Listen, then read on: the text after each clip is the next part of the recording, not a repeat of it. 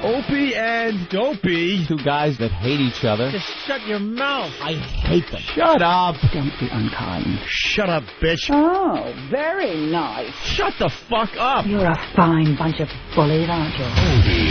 I'm Opie. I could give a fuck. I'm Jim Norton, and I'm on the radio. Shut up. The Opie and Anthony Show. It's all about fun. I'd love to spit in your face. I will fucking kill you. Shut up, stupid. I'm just a zilch and I know it. Who cares? We're trying to do a fucking radio. I know what we're trying to do. I'm sitting here across from you. I understand that. The Opie and Anthony Show. Despicable asshat. And these dummies that work for us, you guys stink. Ben looks like a tall baby. Always laughing in the wrong places. Ben, where's the coffee? You rock. Hopefully he's going through a car wash with his mouth open. And there's Steve. Steve is a piece of garbage. And you stink. You are cordially invited to a robbery rape. This is family entertainment. This show is a disaster. The Opie and Anthony Show. If you have any poo, fling it now. But enough of this palaver. Let's get the show on the road. Oh, hit it.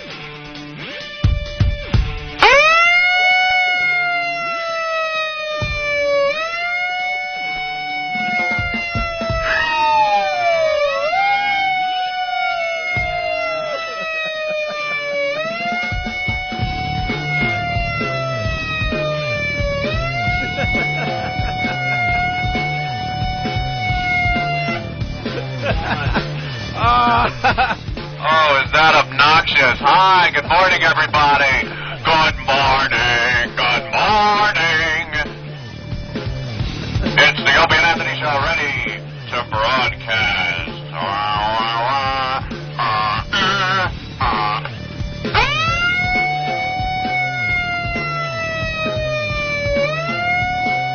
Try and wake up, motherfuckers.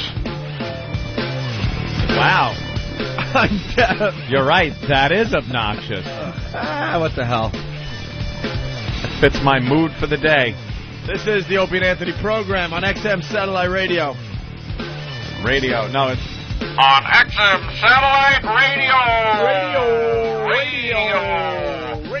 I'm on XM Radio. Anthony got a new toy. that's from Jennifer from Seattle, was it? Yes, thank you, Jennifer. She got a much better bullhorn than the one that I had. No offense there, Hawk. But the Radio Shack one, I wasn't digging it. Right from the get-go. Yeah. Yeah, this is all nice. right. Little one. Some people call us the pioneers of satellite radio. Thank you. Covered wagon. That would make me Conestoga wagon. That was makes it me called? Sacagawea. You are truly Sacagawea. And for our sitting in once again and helping us out, and we greatly appreciate that. Thank you. On the show today, Gary Hoey. He's in Yeah. the studio. He's going to be jamming for us in a little while. Also, ins and outs. Also, the Punisher will be here around 9:15. And now we got to call him out on that. Of course we have to. That's all got to be. This all has to be hashed out. The Rogan stuff. You know, we had Joe Rogan on. There seems to be a little battle going on between them. A little battle. What's going on? Why don't they just settle down and become friends? Just settle down. But there's a battle going on between those two, and I guess we could get his side of it. The Punisher. What's the brouhaha about? Oh, please. It's Joe Rogan and Carlos Mencia just going at each other. Mm-hmm. Joe Rogan says that Carlos has been pilfering from people for years. He's known as a comedy thief. This is what Rogan says. Mm. And Carlos says that he kicks ass wherever he goes, and Rogan's the hack, and Carlos says that people call him the Punisher, like all the other comics and stuff. You know, comics, they don't make up nicknames for other comics, especially like flattering ones. Like, hey, it's the Punisher. I don't even want to go on after him. You know, this guy's so good, I'm going to be embarrassed getting up on stage. Well, we're going to get to the I've bottom heard of that. Follow the Silver Surfer? I've heard the douchebag. I've heard the prick. I've heard things like that with you comics throwing names back and forth for each other. Yeah. Never the Punisher. No. The hack. Yeah. The hack is a good one. That's a good instant feedback. Holy shit. fuckers. Make it stop. Make it stop. All right, we're just trying to wake people up today. Yeah, that's our new thing every morning. And they also call this the virus, the O&A virus. Mm-hmm. We haven't explained that in a while. It just gets under your skin, this whole radio show. Jen from Seattle is an asshole. Mike. They have begun. It's like giving a gun to a baby. That's right. I like that. That's how it has to start every morning now. Gee. All right, where do we begin? Wow. Well, I guess we got to begin with faggy drinks from Starbucks and dental floss. Office hijinks, I think. We're going to call it office hijinks? Office hijinks, things that happened in the office before we go to air. We need music for that. And one thing, yeah, sure, office hijinks.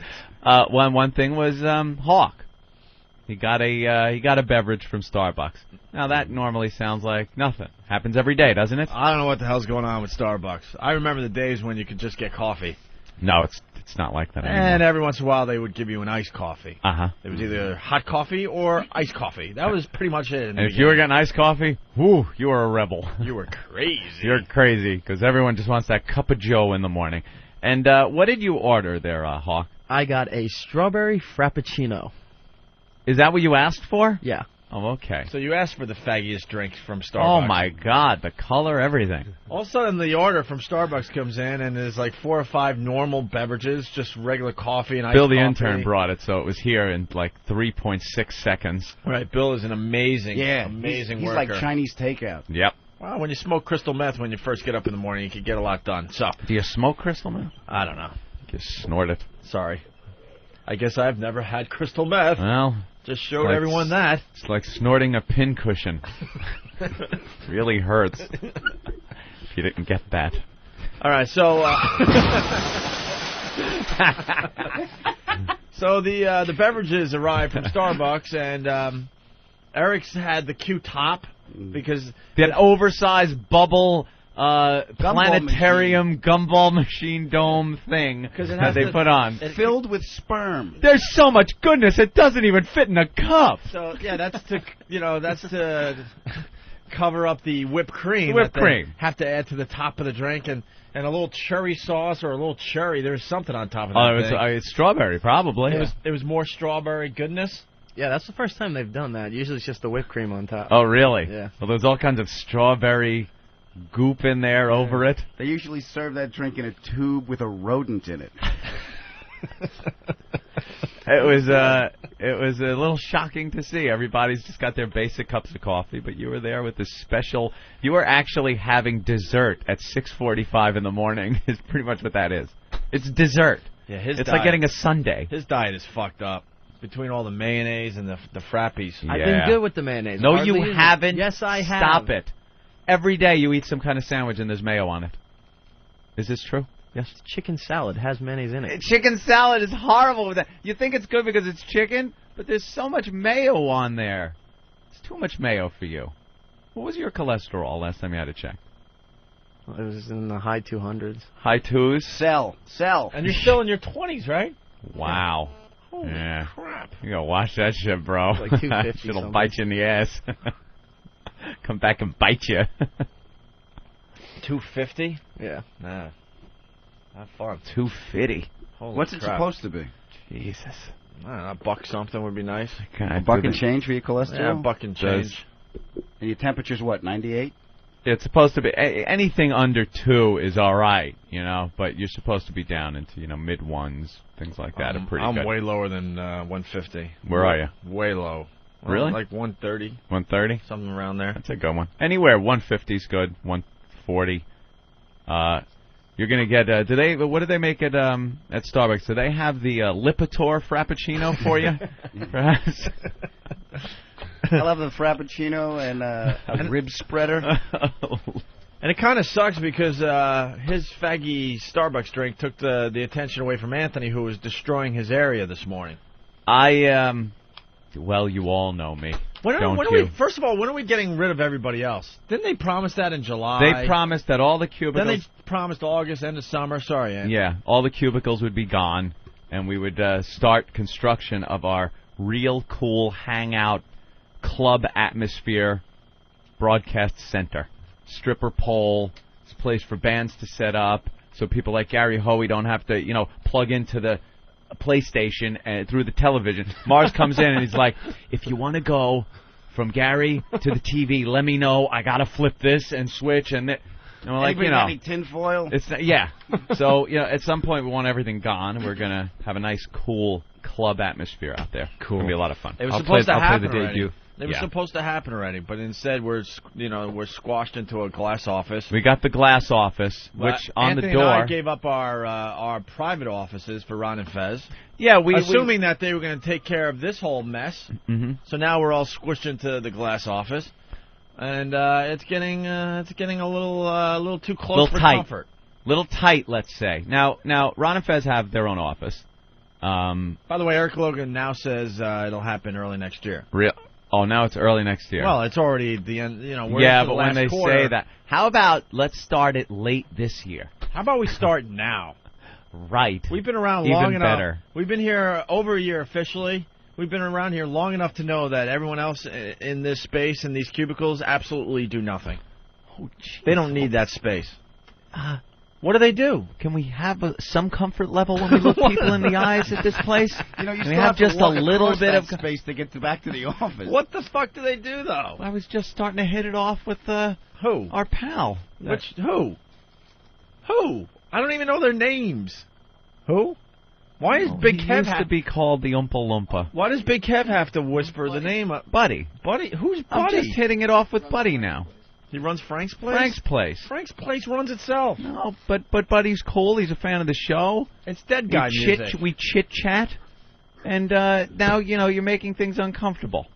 I'm not saying get out because I don't enjoy some of the people that come in here. I'm saying get out because we need a stripper pole and a stage. I'm not. And there's a great Lincoln Center facility that these people will be going to. I'm not questioning if they're nice people. I just know they don't do anything. If it's a choice between clothes. Oh, my God, Opie. You're out of here right on my heels. How do you know what people are doing? I've hung around long enough to know they don't do shit. Buddy's at his desk every day doing something on that computer. All right. You've been here a year. What does Buddy do? He runs Frank's Place. And what does that mean? You got to run it. By doing what?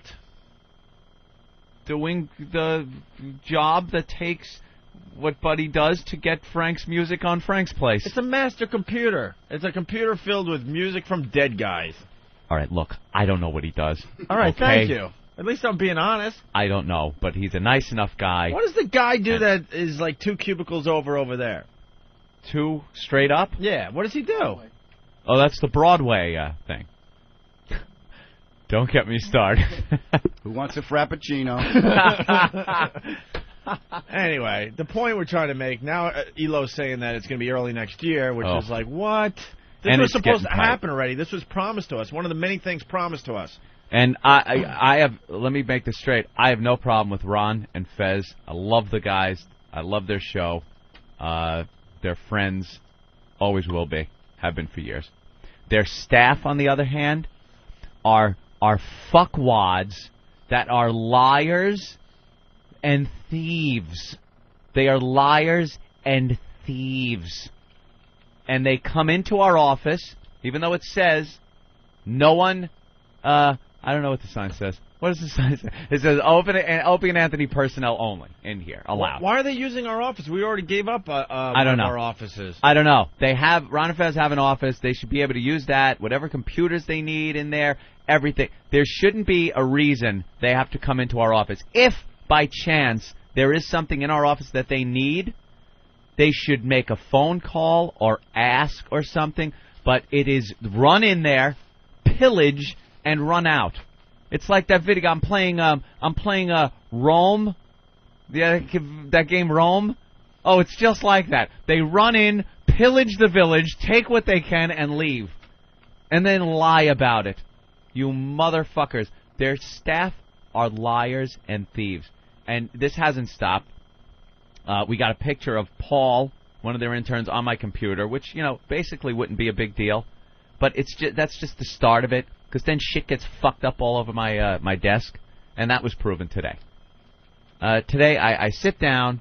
I'm trying to get online. Oh, here it is. If you are not a member of the O&A staff, you should not be in this office. Thank you. So, I'm at the desk, and I'm trying to use the computer. Ope's coming up with fun, fascinating, sexy websites to go to, you ass. I was just fucking with you guys, and you know that. That was really funny. Actually, I started off good, though, right? You started off very good. What's that chick's name? Kelly Monaco. Kelly Monaco. Holy shit, he goes, and put Kelly Monaco in the Google images. I go immediately, put Kelly Monaco into your Google. Hit pictures, and Kelly Monaco is trying to hide her Playboy past. She was on the cover of FHM recently. Yeah. And, oh, my God. Hotness. Just hotness. The hotness ensues. Yeah, really good. So we were checking out some fine pictures of Kelly Monaco. And then, where was the other? Don't give it away. Yeah. And then, then the other site. Talk about your dumb desk for a minute. Yeah, so I'm sitting at the desk, and I've had problems now with the desk because Paul's using my computer. I don't like people using my computer. It's not, your basic standard issue office computer. It's an Alienware gaming monster, and I don't want viruses in there slowing shit down. God knows where he's going online. God knows what wasteland of pornography this guy is logging onto and downloading all kinds of cookies. So I really don't like people using my computer. There's other computers that can be used besides mine. But we were dealing with that the other day. And then Harry, their other guy, and Harry is the bigger motherfucker. Paul's just a big dumb oaf. Harry is a lying sack of cunt. He is a fucking asshole. I cannot stand Harry. I find a matchbook on my desk, and there is a name and number in it. The name is Harry, and the number is Harry's phone number. It's Harry's phone number in a matchbook on my desk. Now, this normally wouldn't bother me, but I can't stand Harry. And I'm wondering, why is Harry's name and number on my desk? Why? Obviously, someone's in there. He didn't stand by the door, not come in the office and lob it onto my desk. He's doing something on my desk, digging through his pockets, pulls that out, and God knows what sick reason he had for having a matchbook with his name and phone number on it. Like he's going to be slipping it to chicks. He's got a whole book. He's got a whole box of matches waiting that he pre-signs just in case any chicks want to fucking his name and number. Hey, you want to take an art test? Here you go. Yeah. So there's something going on. Something going on with our office and my desk. Because my desk is right by the door, so I guess it's convenient to just come and sit down. So then today I'm going through some websites. I got the newspapers up there. And every day is a little more shit happening on my desk. I'm guilty of it, but you know something? It's my fucking desk. If I want to stack crap up on it, that's fine. I don't want other people's crap on my desk. So I sit down, and I'm going through the website, and I look over, and there's a Starbucks cup on my desk. And I go to pick it up, and it's ice cold, so it wasn't somebody from our staff. And it's 3/4 full. It's got the brown gook around the mouth, little porthole that you suck out of the bung hole that you suck out of. It's all drippy and sitting on my desk. Some asshole just put it down there like that's just a bar. The bartender will come in the morning and clean it up. That's me. I'll put my apron on and clean up for everybody. So, you know me. You've known me over the years. I take it. I lose my fucking mind. That's it. I'm on off. I'm not a dimmer switch. I'm off. Everything's fine and dandy. Motherfucker, I'm throwing shit. Bam! That's how it happens. So I just start going, what is all this shit on my desk? And now it gets all thrown away. Everything on my desk, whoosh, into the garbage. And I felt bad because I had some open water that spilled on the floor, and Nathaniel was all nervous. No. It was like when Mommy and Daddy are yelling and something spills, and the kids run to pick it up and look up at the kid. No, I'm gonna call you out on something because some lovely listener sent us yellow roses in honor of our first year on XM satellite radio. Yeah. And you said the flowers were lovely, but something like they have to go too because you were so annoyed at all the clutter on your desk. So I thought they were from Johnny Fontaine for getting him that part in the picture, and I just said take him away. No? Very good. So some lovely lady out there, it was a woman, right? Sent the flowers in because of all the lofts we've given her in the past year. They're really nice. They arrived, I guess, after the show yesterday. They were beautiful. They were displayed nicely on your desk because the card was made out to you and Jim. Beautiful. And, they were perfect yellow roses. And you said, I like the roses, but they have to go too. She spent her hard-earned money, and you threw them in the garbage, and the water from the vase went all over the rug, and the interns had to scatter and clean up the water for you. Opie, you know when we're bombing Al-Qaeda and sometimes a school gets hit? Yeah. It's called collateral damage. That's what happened with the flowers. I'd like to make a statement. I never intended any harm to those flowers. But in this war against assholes that are putting shit on my desk, sometimes the innocent will suffer. And my sympathies go out. And by the way, a lot of people checking in already on the phones and the instant feedback, calling you a workspace diva. I am not a workspace diva. Or a workplace diva, I think would sound a little better. I am absolutely not. You better explain the one item you did find on your desk, which I think will bring everyone onto your side. Now, here's what made me lose my mind even more. Now I'm losing my mind anyway. I was throwing away everything on my desk. Didn't care what it was. There was a pile of sweatshirts, a hat, T-shirts that someone had put on my desk. I don't know why they were there, who they were. The Opie and Anthony marketing plan? Yeah.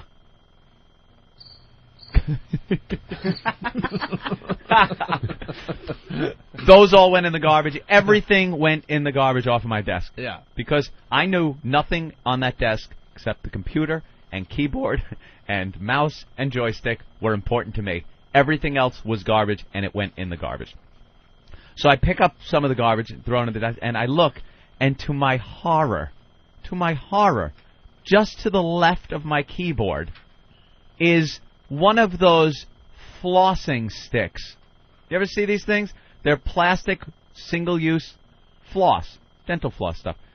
It's strung like a one-stringed harp, and you take it, and you put it between your teeth, and you floss. That used sitting on my desk next to my keyboard. Some motherfucking dental hygienically good guy. Good guy? Well, he was... You should have used the word challenge. No, he's actually pretty good then. If he's... Who's got good teeth around here? He's the culprit. Well, whoever it is. And well, none we of our know staff. It's not Eric. Yeah. Oh, look at how nasty Eric answered you. Just know that old gag. No, I asked That'll our just staff. Make us try harder. You know that, Eric. All right. No one on our staff fessed up to it, and since our staff are not full of thieves and liars, I believe them. Since Ron and Fez's staff has been proven to be thieves and liars. Put that page down. It's one of the websites you made me go to. All right, we'll get to that in a second. After that sexy chick, you make me go there. Ass. And I am blaming it on one of their staff because they have been proven to be people that come into our office and do things, use things, steal things, and use things they're not supposed to use. And this will not end right here with this show either. The Wickland's coming in? When? Yeah, we're going to get some guys fired. Yep. That's what's happening. It's pretty obvious. We need to fire some people, and that will go down. I know through Ron and Fez that Wickland's supposed to come in Friday, and there's some shit going down there. Yeah, I am going over Wiki's head. I'm saying it right now. ELO, Eric Logan, is getting a call from me, and he never gets a call from me. Getting a call. I want this shit sorted out. I want heads to roll. Well, because I'm sick of this. There was another thing that happened. Someone went through... Yeah, and this is bigger than my personal divaness. Someone went through Ben's Rolodex. Someone? Let's just say who the fuck it was. Fuck dick asshole Harry. Oh, I didn't know that. That idiot. Again, he comes in. Now, apparently Danny was witness to this whole thing. Danny. We deal with the facts on this program. Right. Facts. What did Danny say? Well, just that. All right, thank you, Danny. Yes. Harry. No. Harry walks into our office. Just doesn't even like, ask if this is cool. Should I call this person and find out? Just decides that, it wouldn't be a problem at all to just start flipping through Ben's Rolodex. Ben's personal show Rolodex. Now, this is stuff that has numbers to our guests in it. Guests of the radio show, which, by the way, are very coveted by radio shows. Yeah, those are relationships that you've built up over the years that you want to keep, some of them exclusive. You don't want thieves from other programs pilfering not only your change from your desk and your computer time, but guests from your show. And I don't know if he was going for that or what he was going for, what number it was, but just the fact that you go into Ben's personal Rolodex, pulls out one of the cards, leaves the office, goes to the copy machine, comes back, and pops it back in the Rolodex. Now, we have no clue what it is, but we will find out today and get to the bottom of whose name and number he's thieving without calling Ben and saying, I'm going through your personal phone book here, your Rolodex. Well, let's call Harry right now and get to the bottom of it. Oh, what's his number? Ooh. Yeah, everyone's got it. See, I know Harry, Ronnie gave it out over the air. Harry's not qualified to do the job for Ron and Fez. Nope, he's proven himself to be And I think he's in inept. a major panic at this point, and now he's desperate, and he's going to go through our shit and our Rolodex and hang out in our office and find little nuggets and things he could bring to the Ron and Fez show. Yeah. And that will be his demise now. That will be his demise. Again, I want to make clear, I have no problem with Ron and Fez. Love those guys. Oh, yeah, we're not love those guys. We're not saying anything about Ron and Fez. Their shit staff that they have working with them. They deserve they a better absolutely deserve behind-the-scenes staff. And God bless, they do have one guy on there. I don't know his name. I don't know our own interns' names. They do have one guy that does seem to be stepping up and doing a good job. And Earl, they're happy with him. And Earl has been unbelievable. Earl's been the MVP, I'm hearing. As the producer of the Ron and Fez show, he's good on mic. And they've been commenting on the fact of how good he is on mic. They ask him a question, he's not like, I don't want to talk. Just fuck you. He's very happy now. Everyone comes here and they get happy. I was all happy until their asshole staff came in. Right, and there's the dental floss on your desk. Oh, you put it up on Foundry? Yeah, there it is. You have no problems, usually. You know how sick I get with people's disgust? There's somebody's dental floss on my desk where I eat, where me and my wife sleep, where my children come to play with their toys. That's right. That's right, Anthony. That's right. All right, here's the deal. Don't give away this website because I want. I want it all kept for myself. I want to give a little treat out to everybody out there. So what I'm going to do is I'm going to give out a website for everybody to check out. Are they laughing at me? No. What are they laughing at? I don't know. There's fun and hijinks. The door open and everyone's just laughing. Well, Eric, ask what they're laughing about because I'm setting up something here and I don't want. They're just laughing at Poe, maybe. Huh? Oh, no. What? What was that? One of the interns was singing Elvis, and Poe thought it was really funny. Holy shit. Oh, my God. Oh, is that great? People are asking, why don't you lock the door to the office? Why doesn't the office door get locked when we leave? It is because our staff is working diligently for the next day's program. They're here. So they're in and out of the office. Most of the day. Most of the day. And a lot of the times they're not in the office, but they're here. And it would be a pain in the ass to have to lock the door every time you leave the office to go to the production studio or something and then go back into the office and unlock it again. All right, here's the deal. I'm going to give out a website. I want the listeners to enjoy this website, and then we'll go right to the phones after the break to see what they think of the website, okay? I gave Anthony the Kelly Monaco thing. Yeah, which is so hot. Pop her name into Google Images. And Adam goes, let's see picture number 2. And what did Anthony say? We've already been there. We already been there. We already saw that one. You never backtrack. When you're on a limited time basis and you have a lot of naked pictures to look through, you don't backtrack. Okay, but I wasn't there for the first viewing. Your problem. I was sitting there getting ready for the show. I was sitting, I was flossing. Adam, and way to make it sound sexy. Go back to the one where it looks like she's taking a shit. Yeah, well, it does. Go back to that. Yeah, she's kind of squatting and pushing her tits together with her biceps, and it was a hot shot, but we had moved on. Mm-hmm. It had been filed. I was still drinking in my spank bubble. I was still taking it in. And then we moved on to another fine website called undergear.com. Undergear.com. Everybody go to undergear.com and check it out. Mm-hmm. Check it out, boys. And with that, we should get some music from Gary Hoey. What's up, Gary? Hey, buddy. How you guys doing? I don't know if you're plugged in. I have no idea. I know we haven't done a sound check, but, let's see if we can get any guitar coming up here. I don't know if there's anything going on. Let me see. How's that sound to you? Sounds good in one headphone. We got one headphone working. Oh, boy. That's not too bad, since we never even did a sound check. At least we got half of it. We got half a hoey. All right, he's got a hoe. He's got a screw with the PlayStation. Oh, is that the other one? Yep. We got a nice squeal. I got two now. We got two? You got two? Yeah, what is that nice squeal? What is that? Uh-oh. What is that squeal?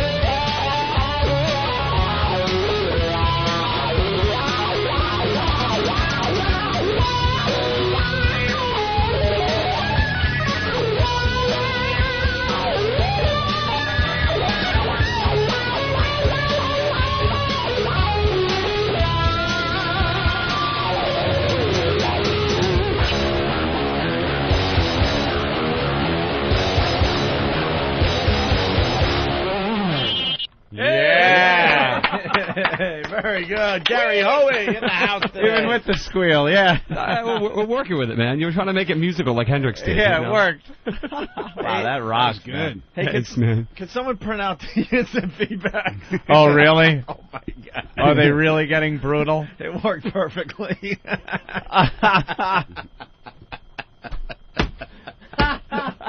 Are you reading it? Yeah. Hold on, Gary. We'll get to you in a second. So I guess a lot of the fine listeners are going to undergear.com. Undergear. That should have remained in the secret room. Hey, you tools, why the fuck did you send me to a man's underwear site? You suck. What's up with all the banana hammocks? You shit dicks. Curse you. What the fuck are you doing, you assholes? Oh my fucking God, Opie, curse you. Thanks a lot, Ope. I feel gay for just having typed that website into my computer. Opie, undergear.com is for faggots. Gee. Garbage dick from Whackbag. What's up with all the banana hammocks? Yeah, that's a good one. Hey, man, it was in our paper today, and we figured we shouldn't be the only ones suffering. Yeah, what was that, in the Post or the Daily News? Yeah, Daily News? Daily News. Where is that? Where's the thing again? It's like Big Boy Undies. Oh, yeah. That was the title? Or? Well, they do a section in the Daily News, I guess on Thursdays, called In the Know. It's stuff that I guess we should know about. Mm-hmm. Or maybe we didn't know about, but now we know about. I don't know. I'm sure it's for that, not just you look at it and go, no! There's a guy in underpants that we all used to wear when we were maybe 3. Never 2. wore them. You didn't have underwear like that when you were 2? With flowers on it? No. This doesn't have flowers. It has little... I had like Speed Racer. I had Speed Racer. It has little... pajamas. It has a fire truck. Oh, then it's fine. And a fireman's helmet. All right. Well, that's much That's better. not a fireman's helmet printed on it. And a fire extinguisher. There's only one. That's not a hose. So the guy's wearing the underpants that your 2 or 3-year-old might be wearing right now. Yeah. And but he's like if he was in the road company of Les Mis. It says big boy underpants. Remember those adorable underoos your brother used to wear? Somewhere along the line, guys stopped wearing their cartoons under their pants and gave into plaid. Now they can revert back to childhood. Yeah, that's what we want to do. Undergear offers retro-inspired men's underwear that's cute but in a grown-up way. Which may inspire you to play grown-up games. Dude, what chick is taking you seriously if all of a sudden they take your jeans off and that's what you're wearing?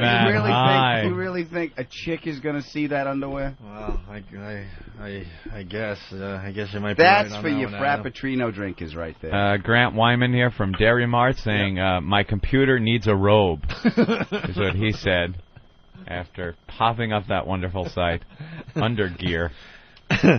But we were laughing pretty hard. And Jimmy Norton checking in from Los Angeles. Yeah. Hey, boys, love the site. I don't think that's really Jimmy. All right, well, there you have it. Put in his real email address and everything. Kelly Monaco. Go to that'll wash it off. That'll cleanse the palate. That'll cleanse the gay. Oh, my God. Look at the picture. There Hawk you go. just popped up there. Yeah, go Kelly Monaco, Monaco. Hit images on the Google, and you'll see some fine pictures. She's on a beach wearing 2 strands of beads. What show is she on? Is she on that dance show or something? She's on something. And she's trying to, avoid the fact that she was in Playboy and all that, now that she's more mainstream. But the pictures, thanks to the Internet, are still all over the place. General Hospital, 1963. She must have played an infant. No, that's just when the show started. Oh, is that how they do that? Yeah. Oh, okay. Oh, all right, yeah. Who did she play in General Hospital? Oh, she's a soap star. Samantha McCall. That was way after my time. Why are you asking that show? You watched General Hospital? I used to watch it in about 83, 84, the whole, during the Luke and Laura phase, Opie. That's when I was watching Jen Ho. In your underoos? Oh, Dancing with the Stars. Okay, she's on Dancing with the Stars. Those were the dark years for me, Opie. That was, I was getting older, but still wanted to lead the life of a child. So I didn't have a job, but I didn't have money.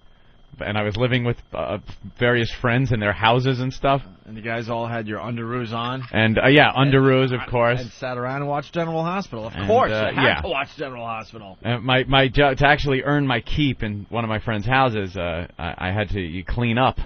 I had to, be the maid. I was the maid of the house. And I would stop and watch General Hospital in the afternoon. It's the dark years. I'll do the laundry after my stories. Yeah. My programs are coming up. Leave me alone. The very dark years. Yes. All right. Gary Hoey, what do you got going on, man? Well, I just got a new CD out called Monster Surf. We just put out over the summer. We did a remake of a lot of old, just classic surf songs and good summertime stuff. Yep. Been out touring like crazy all over the country and having some fun, man. Heading to Asia on Tuesday. Asia? Yeah, heading to China and a few other places like Taiwan. And you're just going to play over there? Yeah, man, they're crazy over American rock and roll. They really, it's still going strong over there. Man, we played in Indonesia. We played like the World Trade Center. It was sold out. We've been just doing great over there. I've been going for about 3 years now. Is that where it is now? Indonesia? Yeah, they have Jesus. their. Yeah, it's crazy over there. Bastards. But yeah, we're heading over there, and then we're going to be back and doing the fall, the Christmas tour coming up. The Ho Ho Hoey will be back for Ho Ho Hoey, of Christmas course. Thing. So we're Gary Hoey. We remember Gary Hoey's going to come in and do Ho Ho Hoey. Our old promotions guy. Where's Ben? Ben loves Roger. The Roger stories. Yeah, Roger. And we have Gary Hoey coming in. Ho Ho Hoey. Hoey will be doing Ho Ho Hoey. Yeah. So, yeah, things are going good, man. I left L.A. about a year ago. Probably just about the time you guys went on the air, man. I split from L.A. and came back to the East Coast. Yeah. Living in the country, loving it, up in New Hampshire. From L.A. to New Hampshire, that's a big adjustment. Kind of a jump. Well, I spent 17 years out there, so it was enough for me, man. Did you have to leave, or? Oh, I had to go. Well, I have 2 kids, and it was just not a place to raise kids. No, huh? When I was single, it was a lot of fun. Yeah. You know. So you're raising kids in teaching them how to get syrup from a tree? Yeah, pretty. Like that. I don't know what else they do up there. You know, you just walking in the woods, man. They go walking in the woods. We play around. We live on a cul-de-sac. There's only 4 houses. We have 2 acres of land. I mean, it's unbelievable. Nice. And then I go on the road and I rock the world, and I come home and get sap out of trees. It's a nice change, you know. Do a little snowboarding and all that up there? Yeah. Oh yeah. We've been skiing, snowing, snowboarding. Matter of fact, my son, he was born in California, so he asked me to make a half pipe out of snow in the front yard. So we worked last Christmas. We did a half pipe out of snow. Now, did you ever do any surfing out in California? Oh yeah. Well, I scored. Not much surfing in Vermont, though. There's not. No, I scored Endless Summer 2, a classic surf film, 10 years ago, and I got to hang out with like Kelly Slater and all the pro surfers. So they taught me how to surf. I taught them how to play guitar. Hey, that's pretty cool. I'm not a great that's a nice surfer, trade-off. but it's fun. Yeah, they're probably not great guitarists either. You know, exactly. It was a trade-off. Yeah. There you go. Well, very cool to have you here today, man. It's good to be back. Yeah, definitely. Rocks. You want to play us into break with something? Yeah, I was thinking we're having. This is off a new CD. We're having so much fun. I thought we'd do fun. All right, fun. Here we go. Like Gary Hoey.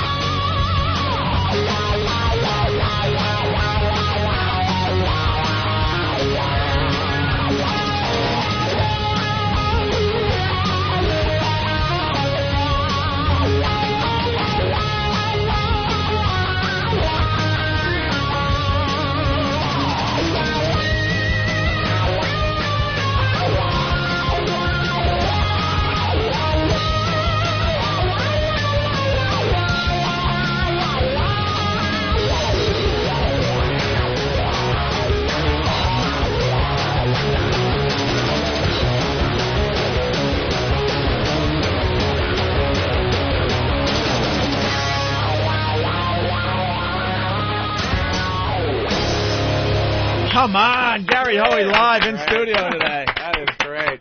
Not too shabby. Thank you. More with Adam Ferrara, Gary Hoey on the way. We got Carlos Mencia coming in. And hey, the Punisher. The Punisher and, oh, wow, Susie Essman's coming in, too, from Curb Your Enthusiasm. We'll continue in just a bit. Hey, what's that? Well, you've never seen it before? Looks like a rock. New from Sedentary Toys and the Opie and Anthony Show. Oh, it's so shiny. It's got corners. It's the cool new toy that has everyone jumping for joy. O&A Party Rock! It's not just any rock. It's the O&A Party Rock. The O&A Party Rock is incredibly versatile. You can chuck it, you can fuck it, you can drop it in a bucket. You can race it, you can chase it, you can yell right in its face. It's the bestest friend you'll ever have. O&A Party Rock! Why is it wearing a party hat? Every Party Rock comes dressed in a colorful party hat and party blower, making it the centerpiece of any party. Now with shiny red dancing shoes. Not only that, the O&A Party Rock is it's a fucking rock, you dildo.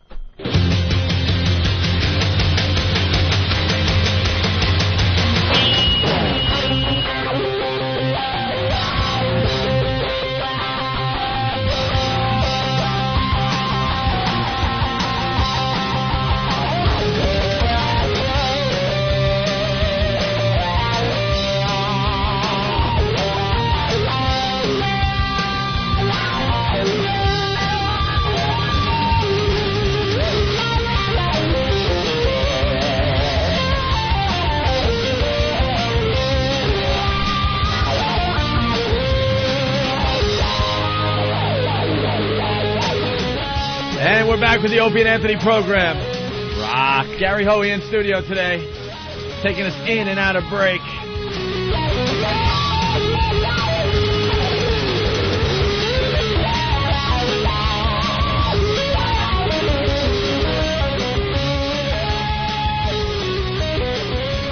Go ahead and floss, Dano. And we found out that Gary's going to Asia. Gary Hoey's going to Asia. Really? I'm going to be at Montclair Rascals tonight. Are you, Adam? Oh, yes. And there's a lot of Asians there, I heard. Yes. Well, someone on the instant feedback, it looks like Kevin from Westfield, Mass. He goes, hey, Gary, you might want to tone down the surf songs when you're playing Indonesia. That's funny. Yeah, this song scares the shit out of them. That's why we have the greatest listeners in the world, man. A lot of comedy writers out there. Let's say hi to Chainsaw, the trucker. Chainsaw, what's up? Hey, what's up, boys? Hey, Chainsaw. Yeah, I just wanted to let you guys know, have no fear. Playboy will not allow Kelly Monaco's dark past to go unnoticed. They're going to publish some unpublished photos from Miss April 1997 in this November's issue, just to remind all the... the pics that weren't good enough? Yeah, well, she wants to ignore her past, but Playboy's like, no way, man. Mm-hmm. No way, you're a hot item right now, and we got pics, so... All right, good. The December issue of Playboy will have some Kelly Monaco. No, man, November's issue. Oh, November, that's got to be... That's got to be out now. Probably out last month. Yeah, that was out in March. Odd thing about those magazines, you know? All right, now I'm all confused because November is like 2 months ago in the Playboy world. Right. Well, yeah. I mean, I just got mine shipped to me last week. I just got November, so it'll go on. Where the hell you live? Arkansas? Yeah, come on. No, fucking El Paso, Texas. All right. Thank you, Chainsaw. El Paso City. All right, bye. Well, we should get into some news because there's a lot of big things happening. Oh, there's the she's taking a dump picture for you, Adam. There it is, you wanted Adam. to look at. There you go. There you the one you rudely interrupted me for. How long was I? There you go in all its glory. How dare I want to look at that, and we can go to bigboyunderwear.com. It wasn't Big Boy. Whatever it is. Undergear. Underoos and cock. And there's some emails coming in from a gay guy saying, he goes, we gay guys have known about undergear for years. Well, there you go. Okay. Enjoy. It made it to the breeders today. Well, here's the top story. The breeders. The paper's great, too. What? Mission Impossible. Oh, yeah. What are they hinting at? What are they hinting at? You gotta love the New York Post. What are they hinting at? They don't want to come out and say it, so they just hint. Mission Impossible, Tom and Katie's baby Joy. Yeah, it seems Tom has impregnated her. Right through his underoos. Did he? You think? Or is it artificial? Why? He's got 2 adopted kids, right? Yes. Yes. Why did he adopt? Who was barren? He didn't want to lose his figure. Big Kev knows a lot of the celebrity shit. Because Nicole Kidman didn't want to ruin her body. Didn't want to ruin her body is why. Well, that's a good reason. That's bullshit. Really? Because they could at least taken her eggs. I'm thinking if you're a woman, you don't want to ruin your body. At least you want the kids to have your genes. Your genes. I think technology there's a lot is pretty cool out there these days. You pop the eggs out and throw them in somewhere else, and voila. There's a lot more to getting those eggs than you've led to believe. It ain't like a guy giving a sperm sample. How hard can That's it be? like surgery You know, for but a woman. they advertise in movie theaters for women to donate their eggs. Yeah, but it's not like an easy thing. Yeah, it is. You just get a strainer. No. It's not a... The egg is spent at that point. It's spent. You can't just once a month put a spaghetti colander underneath her. Oh, you got to be like one of those grape pickers? And go looking through it. One of those grape pickers at the vineyard? There you go, like a grape picker. You have to pick it off the vine? They got to go deep. They got to do some cutting. Oh, I thought you just needed a strainer. No, I think once it comes out and starts fiddling around in the fallopian tube, there could be a problem with just gathering it up. I think they got to get it right off the vine. Right off the vine, okay. And, well, that's probably why she didn't want to do that. No offense to Big Kev's info, but I'm thinking, you know, if you're producing the eggs, then you're going to make a kid somehow with your own shit. She didn't want to ruin the body either by having a baby, I guess, or by going into the hospital and having we'll never hack get an egg the out. full story. Of course we won't. That's one of the questions I'm going to ask God. Now, what about... we all have those questions for God. What about the other girls he's been with? Mimi Rogers. Mimi Rogers. He was married to Mimi. What about Mimi? Nothing? Kev, no? Nope. Mimi Rogers he didn't have a baby with. Where's the problem there? What about the other one, Penelope Cruz? Wasn't married to her, but he was with her for a while. Were they using the condoms? I don't know. Or the absolutely no sex because he's gay? We don't know what. I don't know. I'm just saying that's an option. We don't know what he is. Yeah, all right. And that old gag. And neither does the Post, because by putting Mission Impossible, they're saying it's impossible that this guy impregnated this hot chick. We all know that's what they mean. That's basically what they're trying to say, right? Mission Impossible. How did his gay penis get into her and impregnate her? Right. But, no, apparently they're very in love. Should we play Write the Joke today? Because Right. we do have great listeners out there with comedic skills. Mm-hmm. You know, this is the big story, Tom and Katie having a baby. Write the joke. What's the joke? David Letterman and Jay Leno last night both had the exact same joke. Did they? But I think we could do even better. What was the joke? They said, well, you know, I'm not a stand-up, but basically, hey, did you hear Tom Cruise and Katie Holmes are going to have a baby? Ah, applause, applause, applause, applause. Yeah, I guess that the Oprah couch wasn't the only thing he was bouncing up and down on. They were having sex. So, and they both had the exact same joke last night, Leno and Letterman. I think our listeners could come up with a better joke as far as this Tom and Katie thing goes. The baby be Holmes' first child, Cruise's first biological child. He already has 2 kids. Connor, little Connor, 10, and Isabella, 12, with his ex-wife, Nicole Kidman. Holmes' lawyer dad, Marty, and homemaker mom, Kathy, did not return calls for comment. As they are sedated. Oh, boy. But earlier this year, her uncle, Fritz Holmes, admitted that the family wasn't happy about Katie's involvement with the Scientology-following star, reportedly telling a friend, quote, I think Tom seems like a real jerk. I give it 60 days. All right. That's the over-under. Let's go to Chicago. Kevin? Yeah. Hey. How you doing, guys? What's up? Very good. Hey, how you doing, Anthony? I just wanted to let you know that my daughter and some of her friends have actually had their eggs removed. They've actually donated them. And, how do they do that? It's just a simple procedure. It goes about 6 weeks. You get some hormone injections. They actually inject themselves with hormones. They go into an office and they just take a syringe type of device, go in right through the wall of the uterus and extract the eggs, and they make about $5,000. Yikes! 5 large per egg? No, just for the whole thing. Oh, for the whole procedure? Yeah, and they get several eggs out of it. So it can be done. It's not that big a deal. All right. No, dude, what you just said sounds like a big deal. Hormone shots for 6 weeks, that sounds and like then a a syringe through your belly. How come that's not a big thing, but the same thing used to be the rabies cure? Remember that? You got to get needles in your stomach, and that was a nightmare. But it's like, no, it's no big deal. You know why? Because you don't have ovaries, my friend. How about you take some hormones, and then we'll stick a syringe into your testicles for a while, and see how you come back and say how that was easy. Yeah, I'll tell you this. I had a vasectomy. That was a lot of fun. Vasectomy. That was a good time. All right, thank you, sir. We're gonna try the write the joke. It might be a brand new bit on the Opie and Anthony show, starting with this one.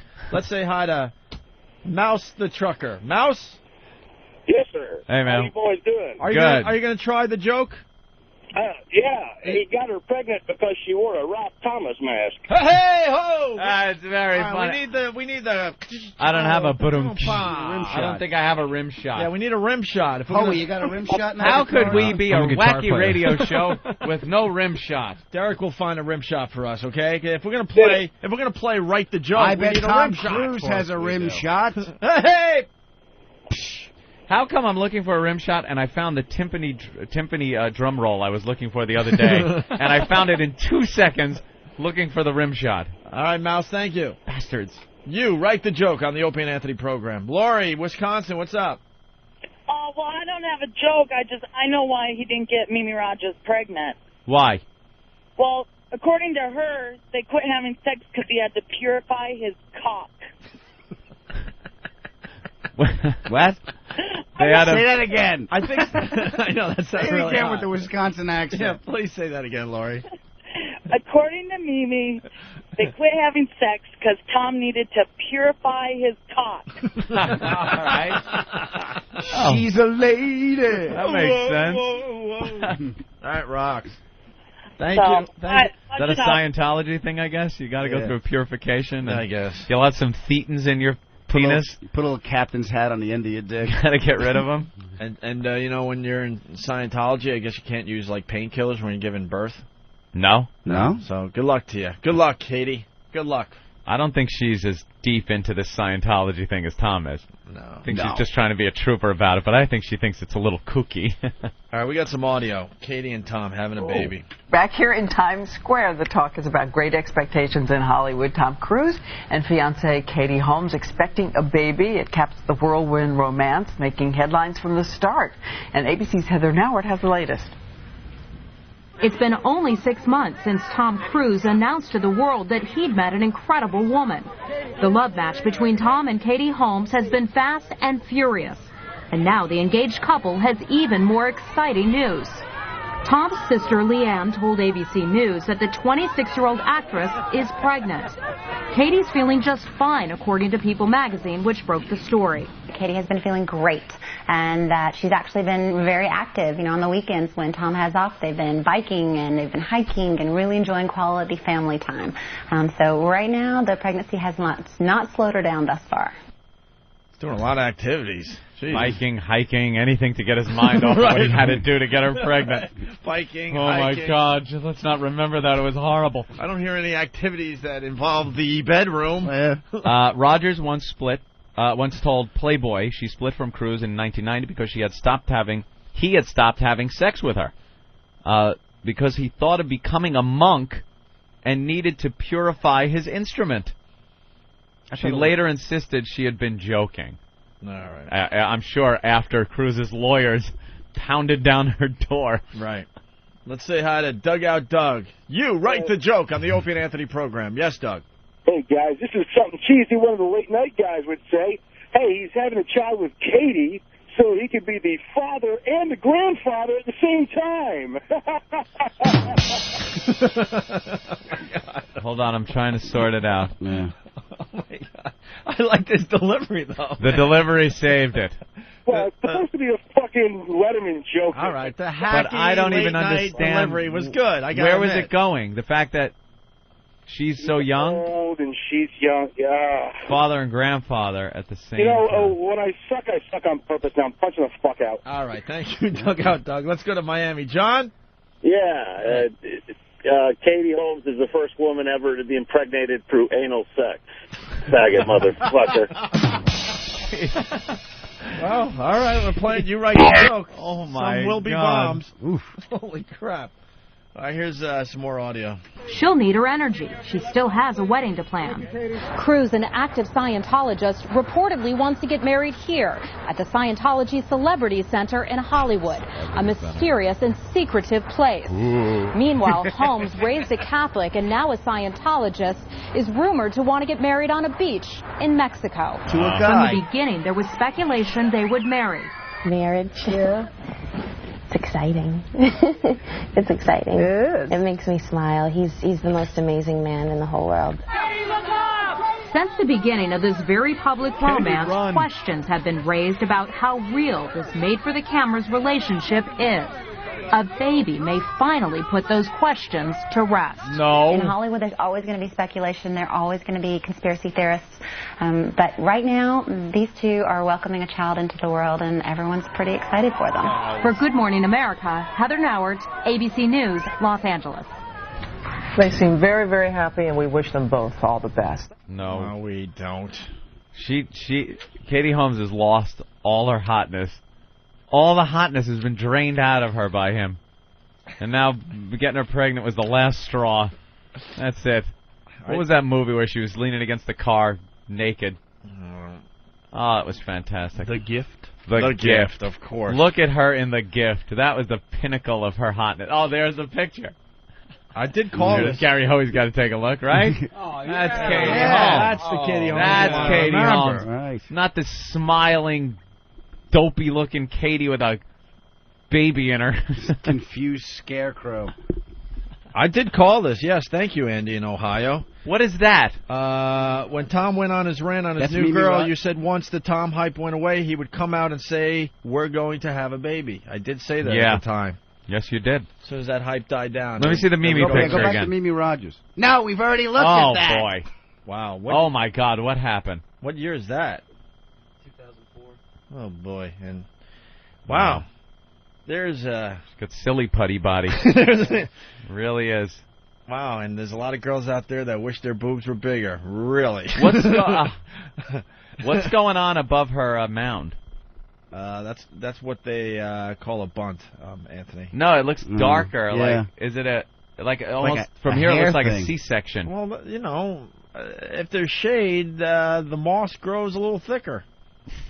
Is that what you're saying? Her bunt is shaded it so moss has grown? Does she have a mold problem? Those tits are so long. She has a good 17 inches of cleavage. Yeah. Wow. You can play hacky sack with those. They're bungee jumping down her belly. Yeah, they're just moving. They are so much closer to her belly button than they are her armpits. Oh, yeah. Look, her nipples... even with her elbows. Yeah, they're almost at her belly button. Wow. There you go. All right. Well, Tom Cruise, like Maverick, the pilot he played in Top Gun, knew when to punch out.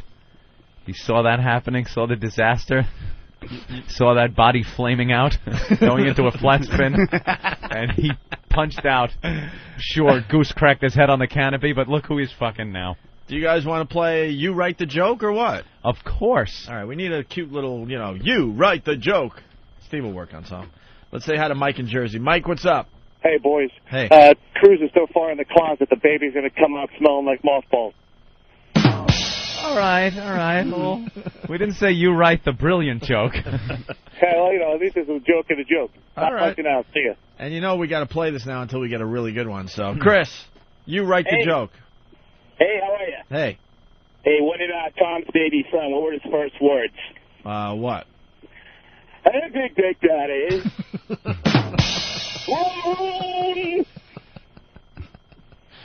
Dave in Pennsylvania. Yeah, what's the Holmes pregnancy and Thanksgiving have in common? A turkey baster was used in the production of both. You think a turkey baster? Punching out. All right, let's say hi to John in Jersey. John? Hey, guys. Hey. So Tom comes home and Katie goes to him, I have wonderful news for you. You're going to have a baby. He goes, this is wonderful. I got to call up the head of Scientology. They called up the head of Scientology, and he says, I got a man pregnant. Ouch.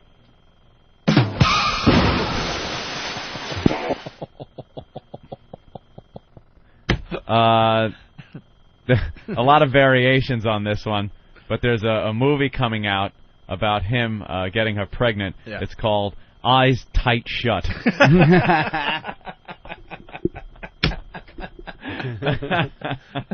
Hey, Derek. All right.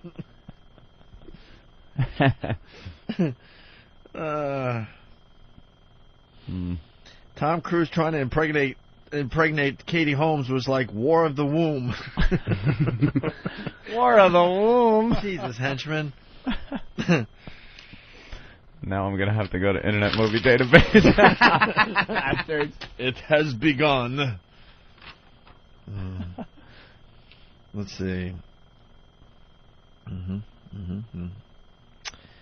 Thad from Cincinnati. Tom Cruise joke. Now at the movies, he could get 2 child discounts and a senior citizen discount. Oh. That one's horrible.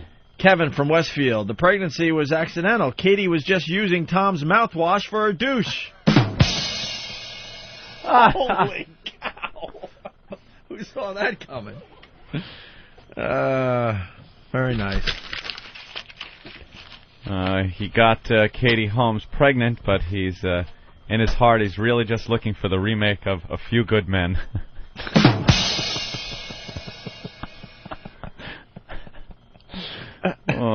I dare you to take every Tom Cruise movie and God. I'm looking. All right, you're looking. Yeah, exactly. It's really hard to do one to... There's a risky business joke in there somewhere. And, of course, cocktail. Everyone is now going to IMDb. Yeah. A lot of people saying Tom got sick right after he had sex with her. And really? It's kind of true because he was the color of money.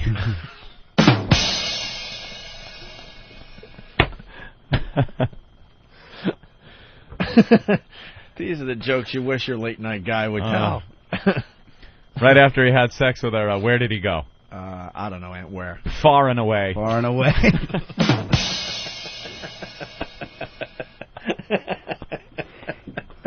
He told Katie, okay, I'll have sex with you, but I have to call you Jerry Maguire. All right, Derek gave you one. You write the joke, people. You write the joke. That's what we're working on here. All right, Oscar from Post... number 24? Oscar from posthorrors.net. Low on material again, boys? No, there's some funny... Jesus. There's some funny jokes in here. Stop. This is something we wrote down, my friend. We're doing this off the cuff. We're doing this on the fly. On the fly. All right, we'll get more jokes in a minute or two here. Steve put together something very nice for us.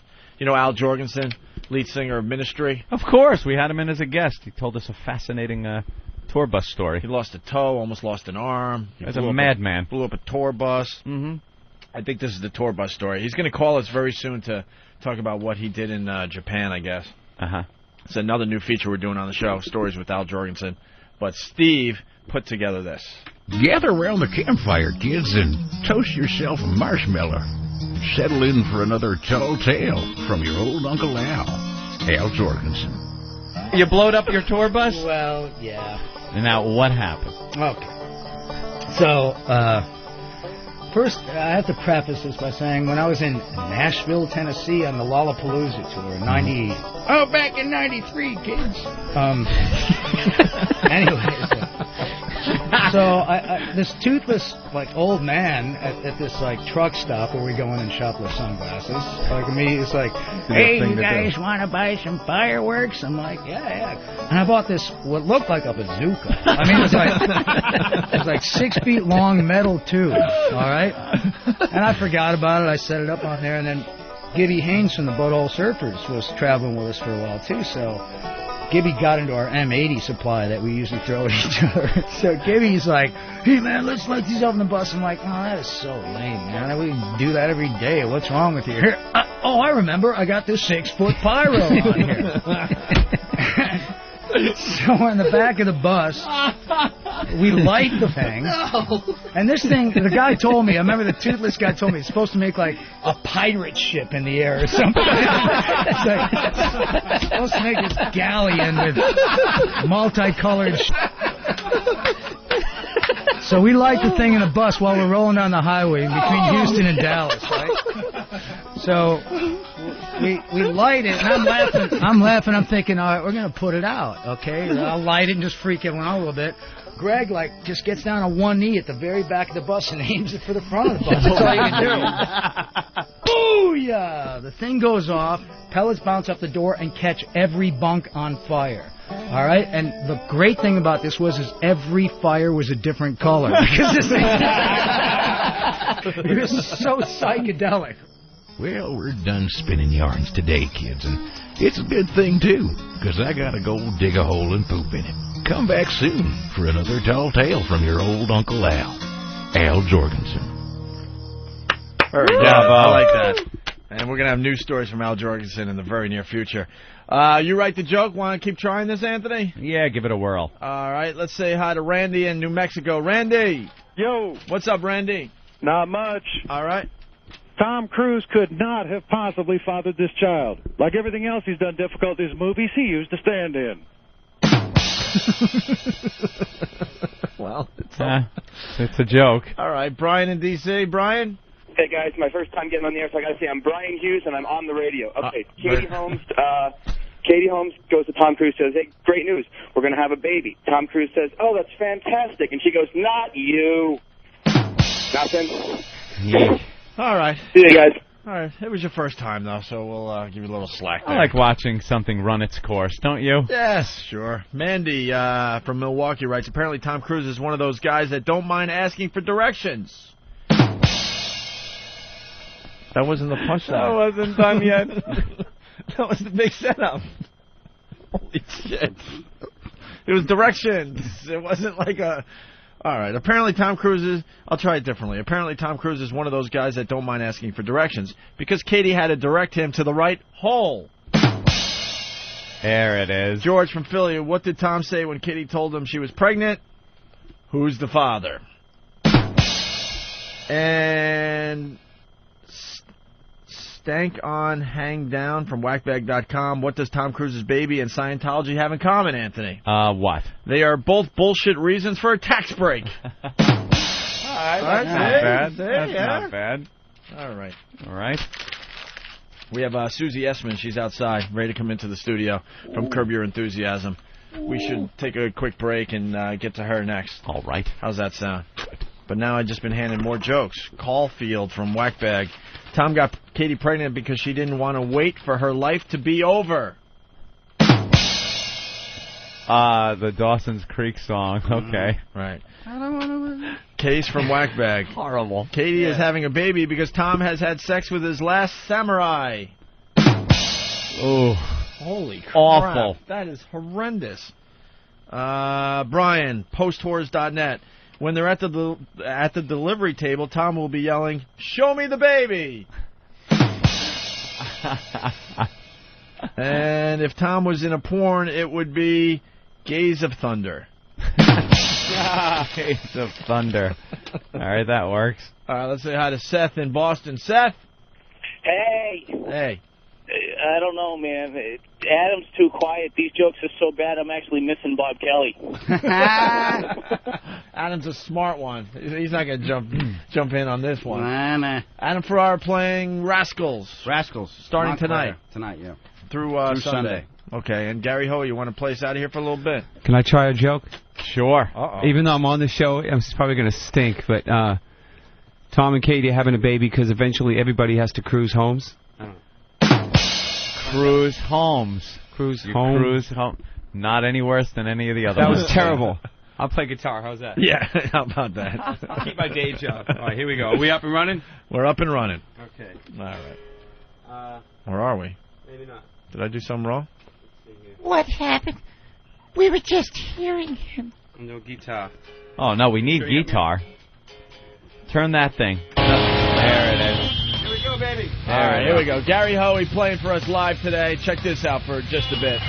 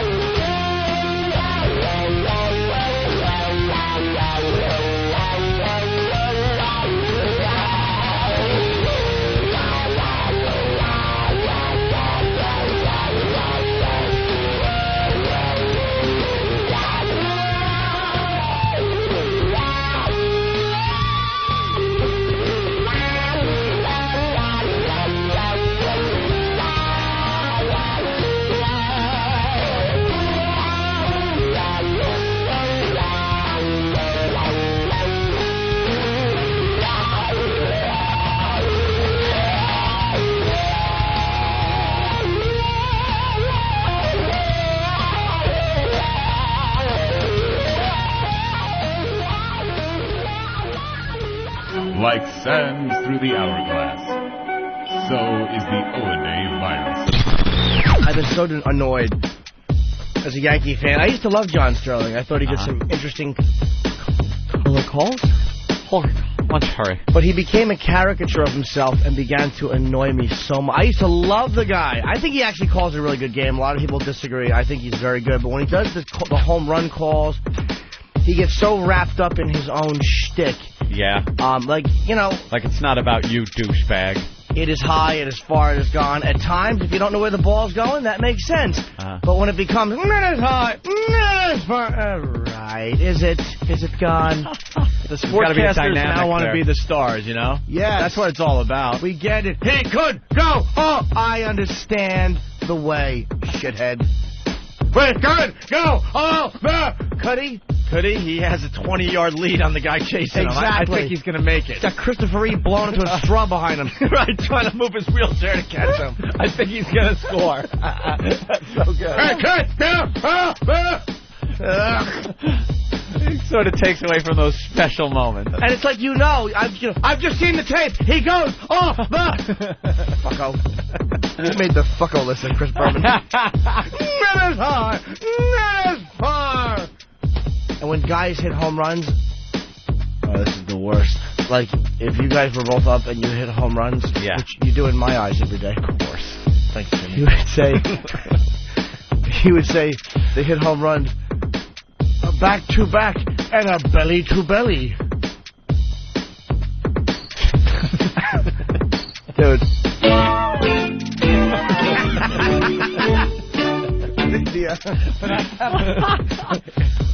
Dude, back to back and a belly to belly. He goes, and a belly to belly. Back to back. And Andy Hawkins has been knocked out of the game. Holy shit. And a belly to belly. Ugh. Too bad Ben didn't hit a home run. A scalp to scalp and a hog to hog.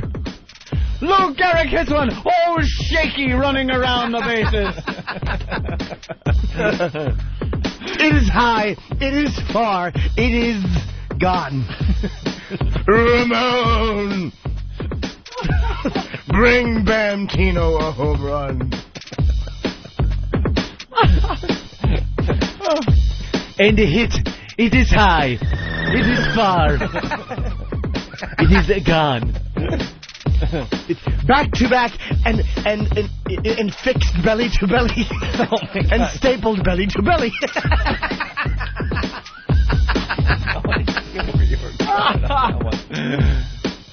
Yes, they call me the Bearbino.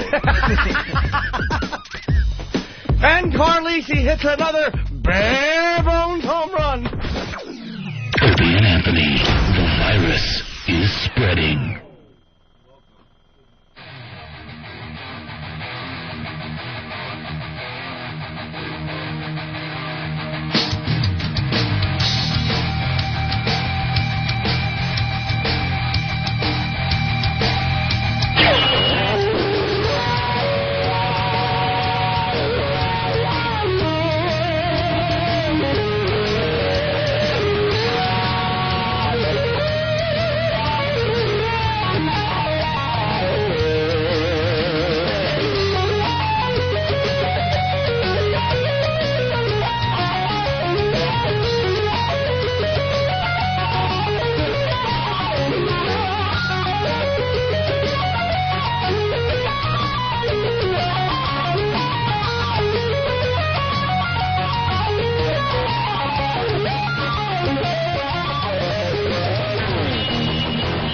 And we're back with the Opie and Anthony program on XM Satellite Radio. We got lots going on today. Adam Ferrara sitting in.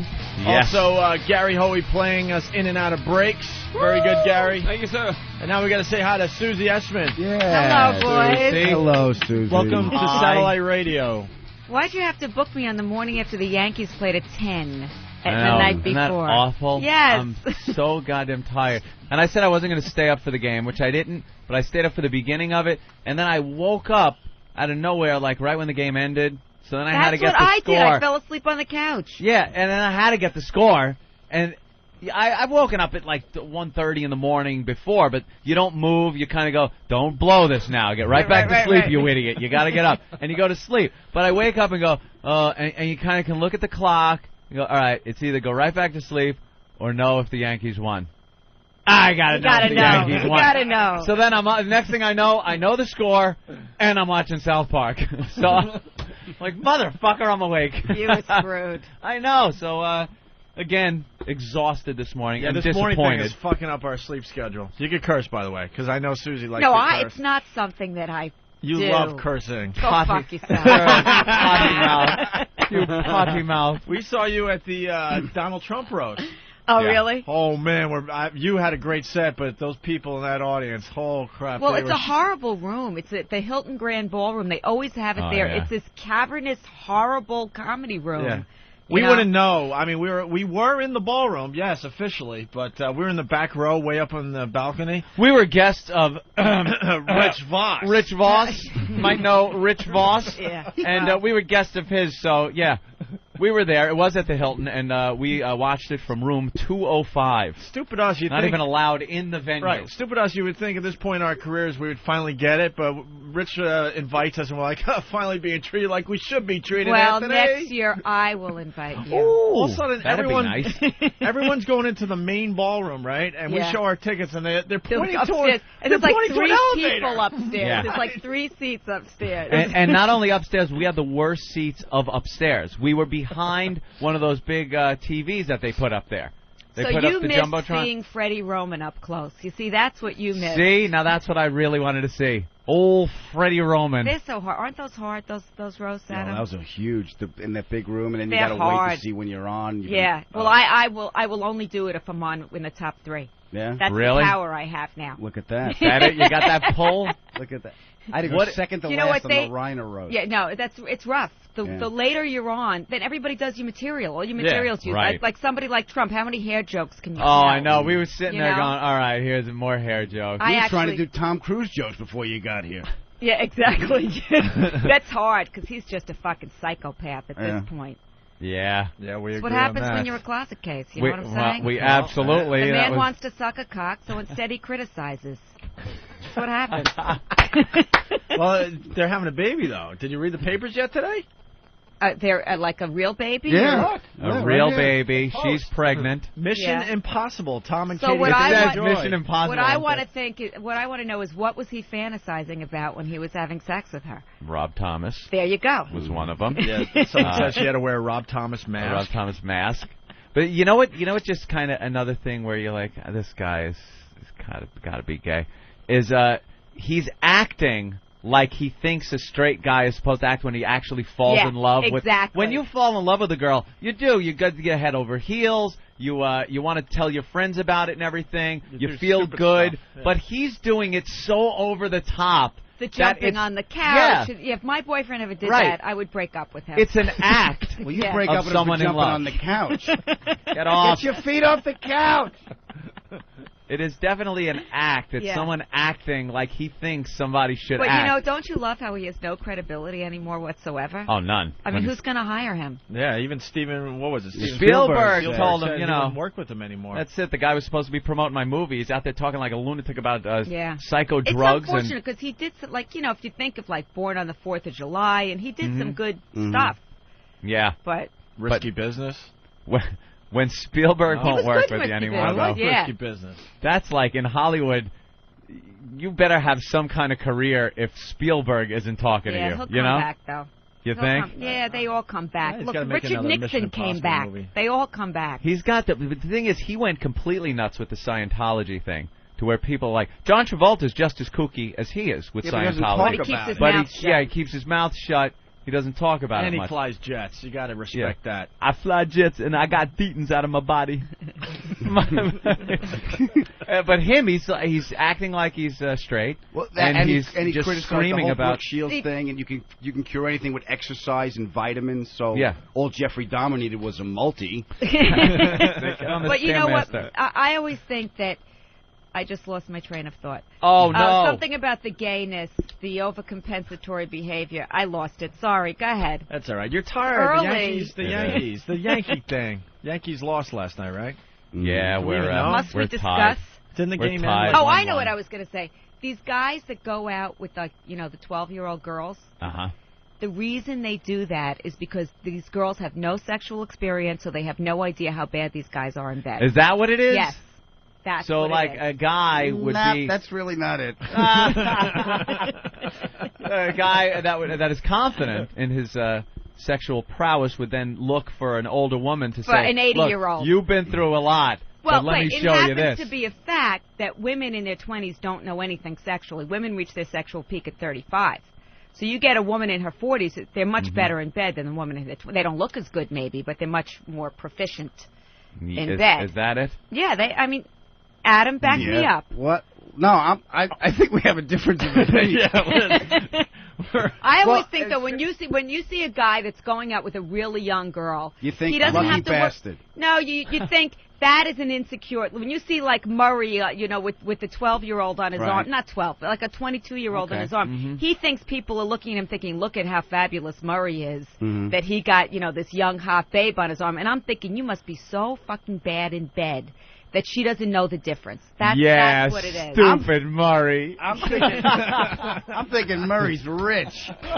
Well, yeah, that too. Yeah. Women will go out with anything. They will. What does that mean? But they're actually attracted. I mean, women are actually attracted to money and power. They're not attracted to looks so much. Yeah. Well, usually you do see that when you see a beautiful woman with an old, like, horrific guy, and then... that's just a money thing. Yeah, you would think she would absolutely not be with that guy if he was just the guy that worked at the deli. But she might actually be sexually turned on by the money and the power. Whereas men... Here's an example. Men are turned on... Like, a woman will marry a guy, they'll say she's just marrying him for his money. But nobody says about a guy he's just marrying her for her big tits when he is. Right. So, I mean, it's not really a fair thing. You think it goes right into the bedroom? I'm an aberration because I'm attracted to poor men with big tits. You think it funnels down into the bedroom though, the money power thing? Yes, women get turned on by that. Yes.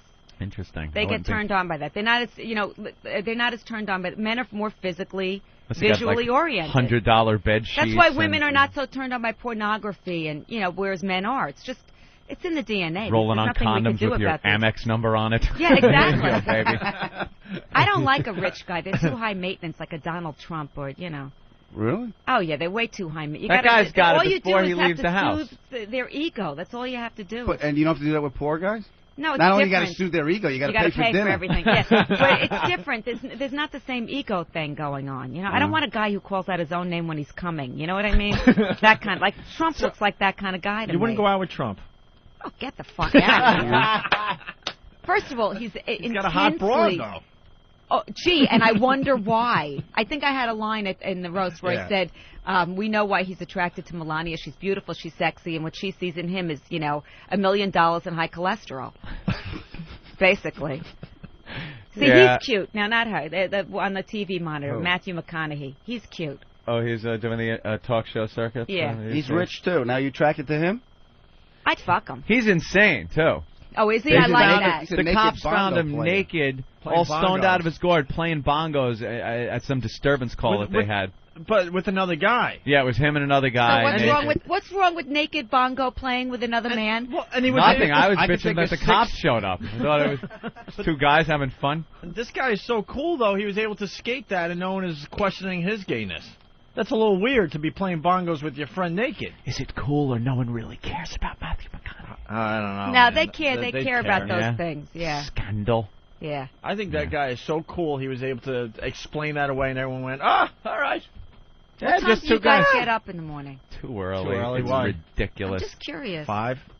5? You have to wake up at 5? Yeah. What the fuck? Wake up at 5. I live out on Long Island, so I got. Well, that's your first mistake. But I hate living in the city. Why? Because so I nice want to here. escape from this shithole every so often. No. So kids. why would you live in a suburb if you don't have children? Do you have a dog? No pets. You know what? You serve no purpose in this life. We've been saying that for months. Here's why I live out on Long Island. Do you know I can leave my house and get into here and never leave the heater or air conditioner of some type of vehicle? He doesn't like being outside. I go to my heated garage, hop in my Escalade, leave, the door opens, the evil world doesn't even touch me. And I'm out, I leave, I pull up in front of this place, I'm in. Well, thank you, Howard Hughes. I mean, what if you just get a bunker underneath this building? We've been calling him Howard Hughes for a while.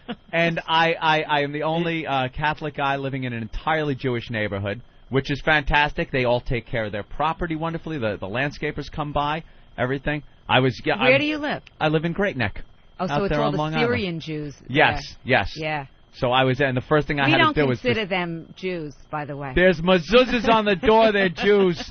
That's all I knew. I was taking a hammer and claw hammer, taking the mezuzahs off, because I didn't know what kind of mystical Jewish spell would be. You might as well leave the mezuzah on. Should I leave it on? Yeah, because you never know. I mean, I feel like you know those are like fortune cookies? There's a little note. Yeah, but you might as well be covered. Who knows who the real person is? Right. You know something? It's there. I'm not saying go out and buy a mezuzah and put it, but if it's there, I would leave it there. If it's there, just leave it. Yeah. Cover all like bases. If you moved in and there was a big crucifix over the... As a matter of fact, in Sunday's episode, there's a whole thing about a mezuzah. Really? In this coming episode, this Sunday. Which I might add is a classic Susie Green episode. Of course, we're talking about Curb Your Enthusiasm. Which is one of the best shows on television. Absolutely funny and cutting edge. Just stuff that... I don't know why people sit and watch network television anymore when stuff like this is available on cable. It's amazing. I agree. Love it. It's a fun show to do, too. Larry David's a blast. This Sunday there's a whole religion episode. And it's all about you? No, it's not all about me. But you got a big part But people this have week? been complaining that the first 2 episodes I was too nice. Yeah. That there was no, but this episode there's a couple of we classic. We want to hear a classic, fuck you, Larry. You know? Your sick fuck moments. There's a couple of those. Yeah, I can't be angry screaming in every episode. It right. doesn't, Right. It has to be a dynamic. But because of that role you play, we were a little intimidated as far as having you in here today. Now ask Adam. I'm not really like that.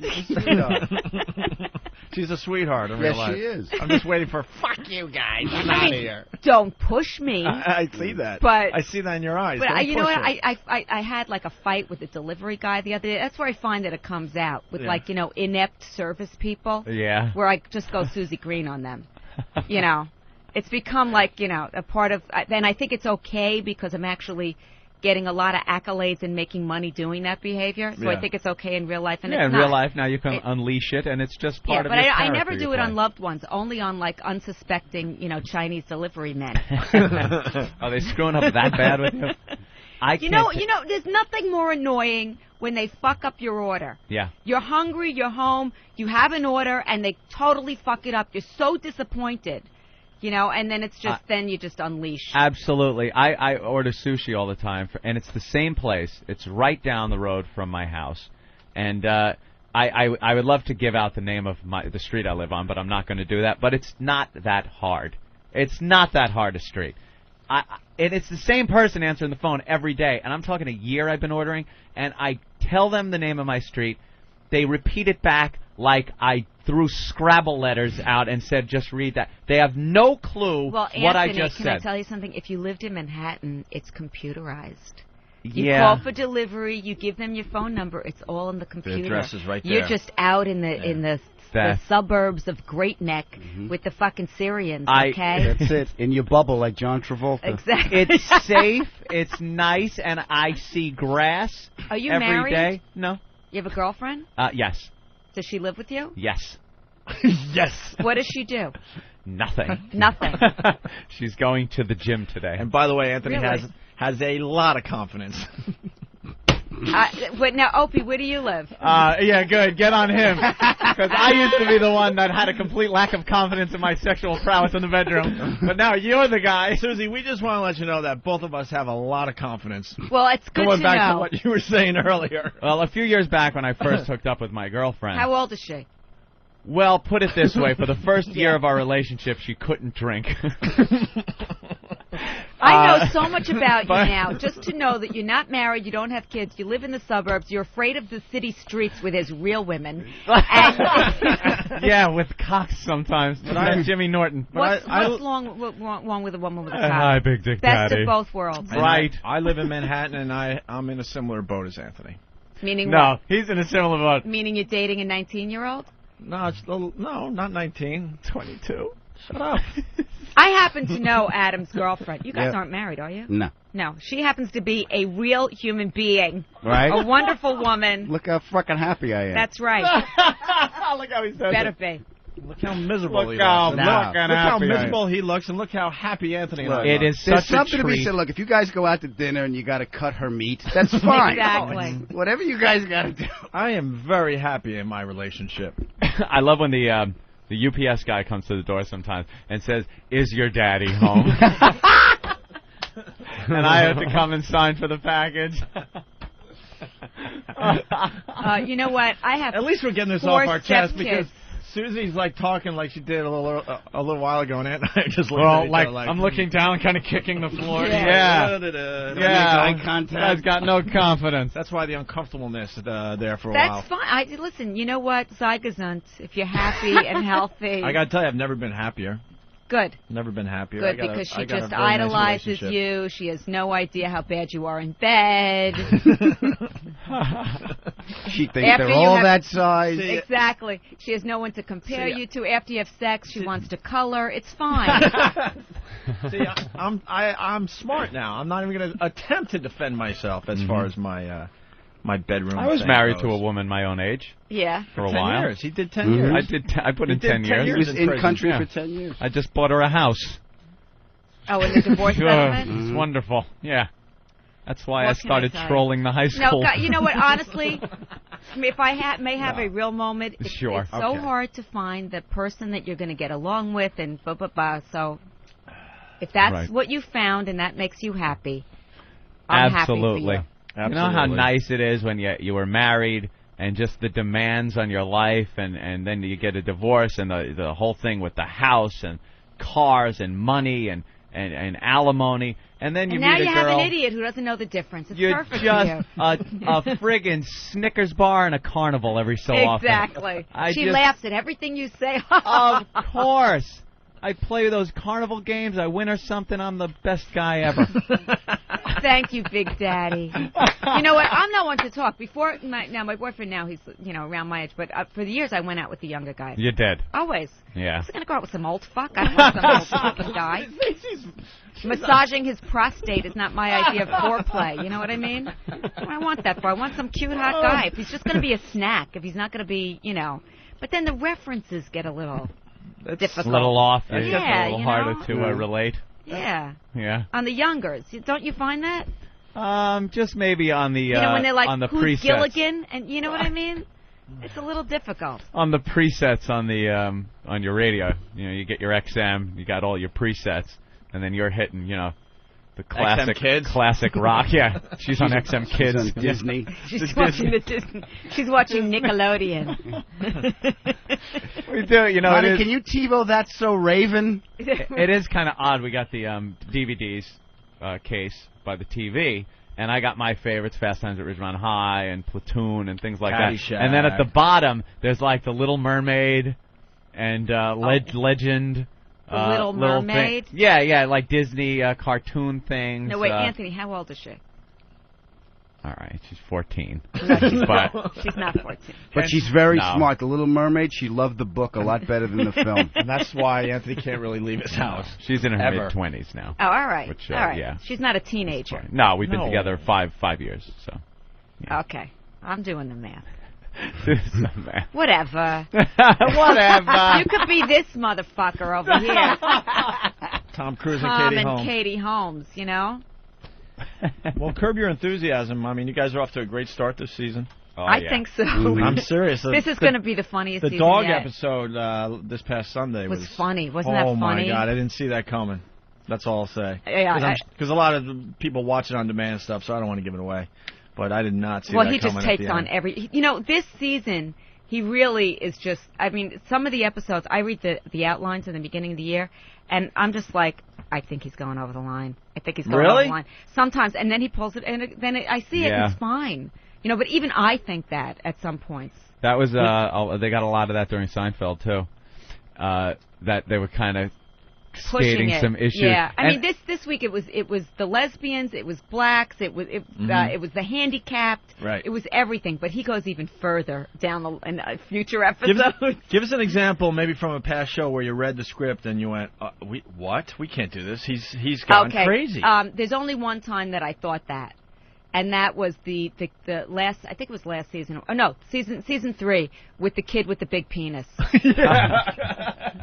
That was the only time where it's like, all right, I think he's really pushing it here, talking about the 2-year-old's big penis, But it worked. It was so funny. Yeah. It was so funny, and I forgot. I think it was Richard Lewis who referred to the kid as Uncle Milty, which is hilarious. Because for those of you who don't know, Milton Berle had a huge cock. Yeah, the years when it was legendary. Legendary. Him and then Forrest Tucker. Supposed to have Gary Cooper. A big one. Gary Cooper. And supposedly Liam Neeson. Really? Yes, Liam I've heard. Neeson. Yes. He looks like he has a very large penis, doesn't he? Yeah. I don't know if guys can tell that by looking. He lives in my neighborhood, and he just looks angry all the time. Yeah, he looks like he's going to kill someone. I don't think he's so angry. The type is depressed. You think he's depressed? Yeah, I think he's just one of these very dark, sad. Irish, depressed kind of, Yeah. Yeah. Me and Ben, we were on Martha's Vineyard like 2 summers ago, and we saw Larry David. Yeah, he lives there. He has a house there. Yeah, it's a dumb story, but we're... So why are you telling it? Well, because we'll find some humor right, out of this somehow. That's how I preface my dumb stories, by saying they're dumb. The house that Ben's father was staying at was close to John Belushi's grave. So I'm like, I've never seen John Belushi's grave, so I went, and it was like, whatever, there were beer bottles and all people that really crap respect right there. the gravesite. And then we're going back, and we see Larry David. I can only describe it as him very, very high, walking in the middle of this town road that's very busy, staring up at the trees in the middle of the road, just walking. That's just Larry. Larry doesn't get high. No. No, Larry is not a get high. drug or drinky person at all. We drive by, and I go, Ben, that was Larry David. And we had to get a second look, because we're like, no way was that Larry David. Just walking in the middle of the road, staring at trees. I'll tell you why he does that. So he doesn't have to talk to anybody. Oh, really? Anthony does that, but he moves to Long Island. That's right. And sure enough, it was Larry David Larry. wandering around on this country road. He was probably just thinking. He doesn't get high, Larry. He doesn't need to get high, right? He's not. I don't think he likes to have any kind of loss of control. I don't think. And the Larry. I don't know. I don't know his. Is it true the Larry David we see on HBO? That's pretty much him. No, not at all. Really? Because if you think about it, how could that person, the character he portrays on the show is such an asshole in so many ways. How could he go through life like that? And how could he have run the most successful show in the history of television? Mm-hmm. Right. Or run the show? I mean, he runs Curb. I mean, he's the executive producer and the showrunner and all that. Yeah. How could he do that and have people, underlings, listen to him if he was that much of a jerk? Sure. Until Curb Your Enthusiasm, you really didn't realize how much of an influence he had on the show Seinfeld. Oh, yeah. Everybody just thought it was Jerry and the made-up character. Gee, I George wonder if that was a bone of contention with Larry. I wonder. Jeepers. Because now you watch and you realize, my God. It was his brain. It's all Larry brain. Did you know him from the clubs, or that was before your time? No, I didn't know Larry. Yeah, because Larry, I knew Larry from years ago doing stand-up. We just kind of overlapped a little bit because he's older than me. Yes. Than most of us.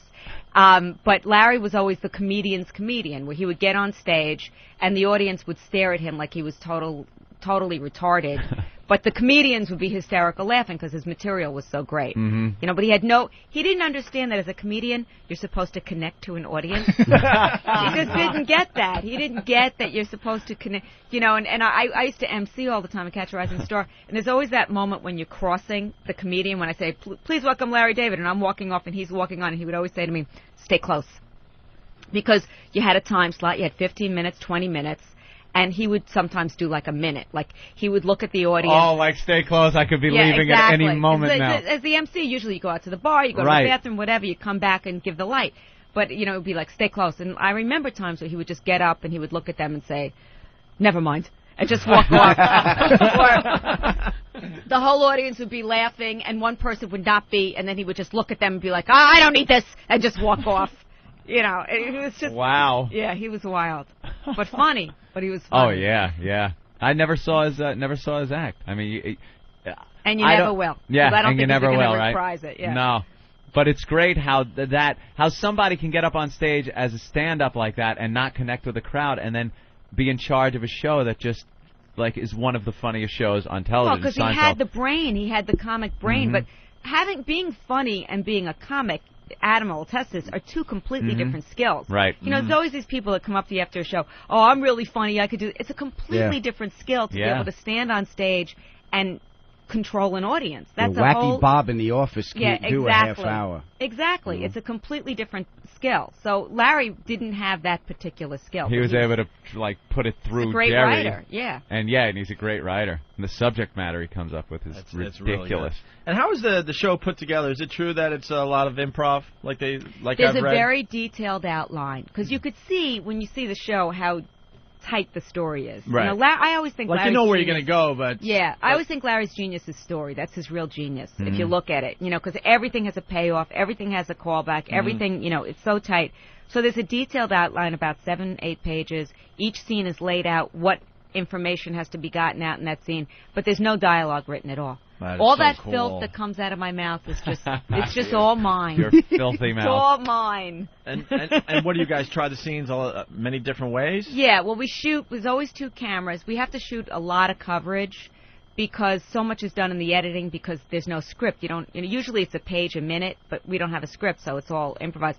So we shoot tons of coverage, and sometimes we find a scene first take. Sometimes it takes us 10, 15 takes to actually find the scene and what it's about. Wow. But there's always information that has to be gotten out. Mm-hmm. What a brave way to do a show. Yeah. To me, it's great. I love it. As a comic, it's perfect for me. There's no other show doing that, really. Is there? I don't think so. You did a show that was improvised, didn't you, on Comedy Central? Lenny and Adam, we did. Yeah. Me and Lenny, Clark, and Leary. Was it kind of the same way? Well, we don't know. We only did the pilot and didn't get picked up. That's nice. Take your successful but you know show and just pound them with that one. A lot of people are going to try to imitate it, and what they don't have is Larry's story brain. That's why it works. Right. Because the story, at this point, I mean, it's not. It's writes itself. When I see the outline, I know exactly what he wants. Yeah. It's like dialogue of the unconscious. They're all based on his psychosis and his paranoias and. But one of the reasons why the improvising of it works is because nobody's saying cutesy, funny punchlines. Yeah, here comes the setup Exactly. joke, setup it's not joke. that sitcom thing. It comes out of character. It comes out of character and situation. It's a true situation comedy. Those are awful. What do you watch? What are you entertained by on television? I watch the Science Channel. That's the yeah. kind of crowd, or history. That's what Yeah. I don't on my faves, on my remote, I don't even have networks. No. No. There's nothing worth watching on any of that. No, I don't watch call the any of History that. Channel, and though, sports. the Hitler I watch a lot Channel. of the Hitler. It's all just, Hitler all the time. I don't care what story they're working on. I know. It's all like, Hitler all the time. Yeah, a biography of Alexander the Great, and there's Hitler. And they got to have footage, of all the troops marching. I know. There's some Nazi running that channel. Love him. Or maybe it was Simon Wiesenthal, but he's dead. Yeah, no. Godspeed, Simon. Yeah, Oliver Sholem, as we say. Oh, is that it? Yes. Is that what you say? Yes, that's what we say. We say, Am I the only Jew in the room? I think so. Look around. You are definitely. This one is so not a Jew. No, I'm an Irish Catholic. Because with all those tattoos. Not the well, Rich Voss is Jewish, and he's got a goddamn Star of David tattooed on him. And what you kind know of an that he could never oxymoron? be buried in Yeah, we learned all that because of him. Because well, Larry did a whole episode about that. Where I don't know if I saw that one. It was called The Special Section, where his mother died, and they couldn't bury her. They buried her in a separate section because apparently she had a tattoo on her ass that he never knew about. Really?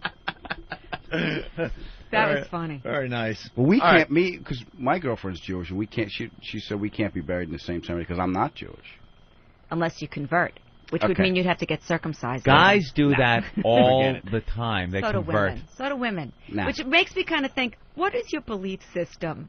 That just because you believe in Jesus Christ, let's say, then you find some rich fucking Jewish guy to marry, and all of a sudden you don't believe in Jesus Christ. It's such bullshit. Just for the guy or the girl. Yeah, exactly. It's for the money. Yeah, of course.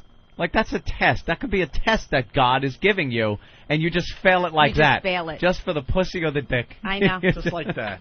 That's or the cash, yeah. There's no commercials on this station. No. None. Oh, what a delight. We babble endlessly about crap. And then we feel like not babbling anymore. We wrap things up. Gary Hoey takes us to break. And our breaks consist of PSAs for like... PSAs, take care of your kids, don't do drugs, and then they talk about other channels on XM. Listen to The Rock, listen to the classic. Can I plug something? Of course. Go ahead. Okay. Caroline's. Right here in New York City. You can't call me, Anthony. November 4th and 5th. And then the HBO Comedy Festival. Are you doing that, Adam? Which one? The one in Vegas. No. Vegas. HBO Comedy Festival in Vegas on November, I think it's the 17th to the 20th or something like that. Very good. Some such thing. In the rare I've never been to Vegas.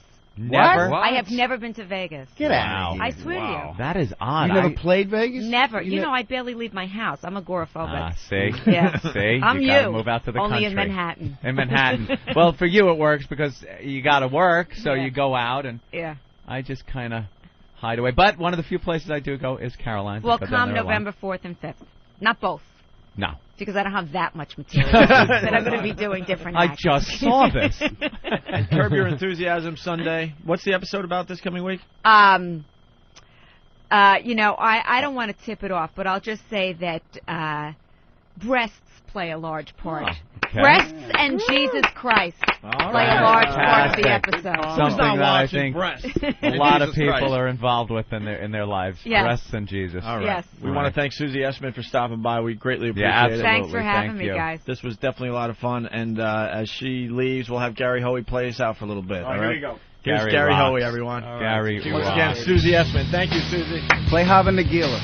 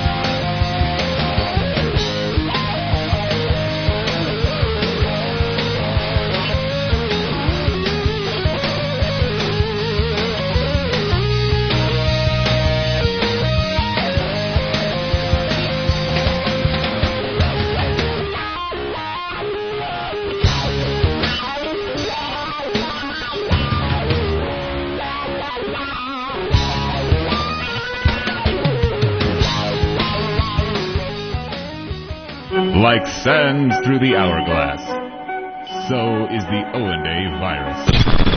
I took this one girl to one of these really crappy hotels after the bar. She was so hot, right? Yeah.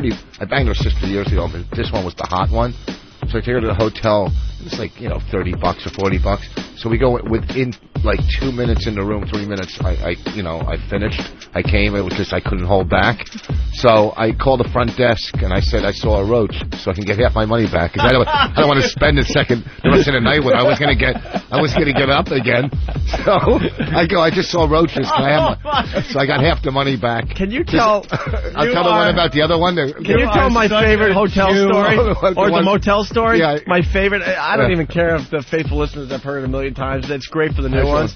Did you go to the front desk with a menorah and matzah in your hand just to really push across that Jew point of yours? Well, it's not a Jew thing. It's a Jew thing, you cheap fuck. No, but I'll drop money all over the place, but there's certain, I'll spend $500 on dinner for friends, but pick up golf tees the next day. It's weird stuff. If you shoot a load in 3 minutes, you want some money back. You should win a prize, right? It should be Tell the motel story where you picked up the girl. Yeah. I picked up this one girl after a show at Rascal South. So I go, let's go to the diner. You always take him to the diner. That's to, get him alone first and to the car or whatever. So we're outside the diner parking lot. We're making out in the car. And she goes, I can't do this here. It's a diner parking lot. I go, okay. So I pull next door into the car wash, right? So she goes, I can't do it here. So I go, okay, well, I know a nice place. Well, not a nice place. It's just a little dumpy hotel, whatever. And it's on the other side of the highway. I drive there. And it's like a crack hotel, right? I mean, the place doesn't have a car in it. It's like a total... the parking lot is completely empty. Yeah. Completely empty. So we're in the car fooling around before I go in, and she, gives me a hand job, and I come, right? I have an orgasm. So I'm thinking, well, I'm fucking not going to get a hotel room now. Not now. You're I go, hold on. So I go, well, let me go in and get a room. So I walk in, right? I come back out, and I look at it, I go, they're all sold out. And she said, there's no cars. I go, yeah, it's a crack hotel. They don't have cars. They don't drive. They don't drive. It's all sold out.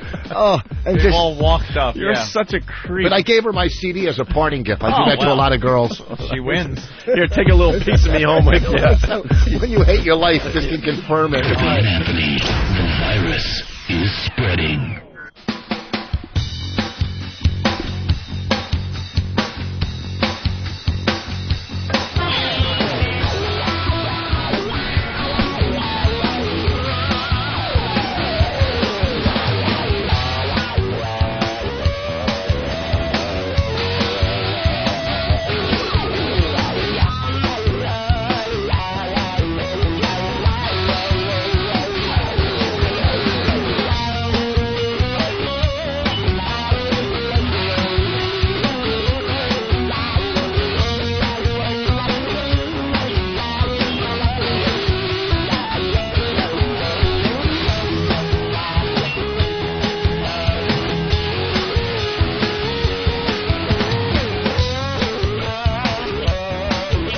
And we're back with the Opie and Anthony program. We got Gary Hoey live in studio today, playing us in and out of breaks. Check out Gary Hoey at GaryHoey.com. H-O-E-Y. GaryHoey.com. He's heading off to Asia tomorrow. He's got a new CD out called what, Gary? It's called Monster Surf. Monster Surf.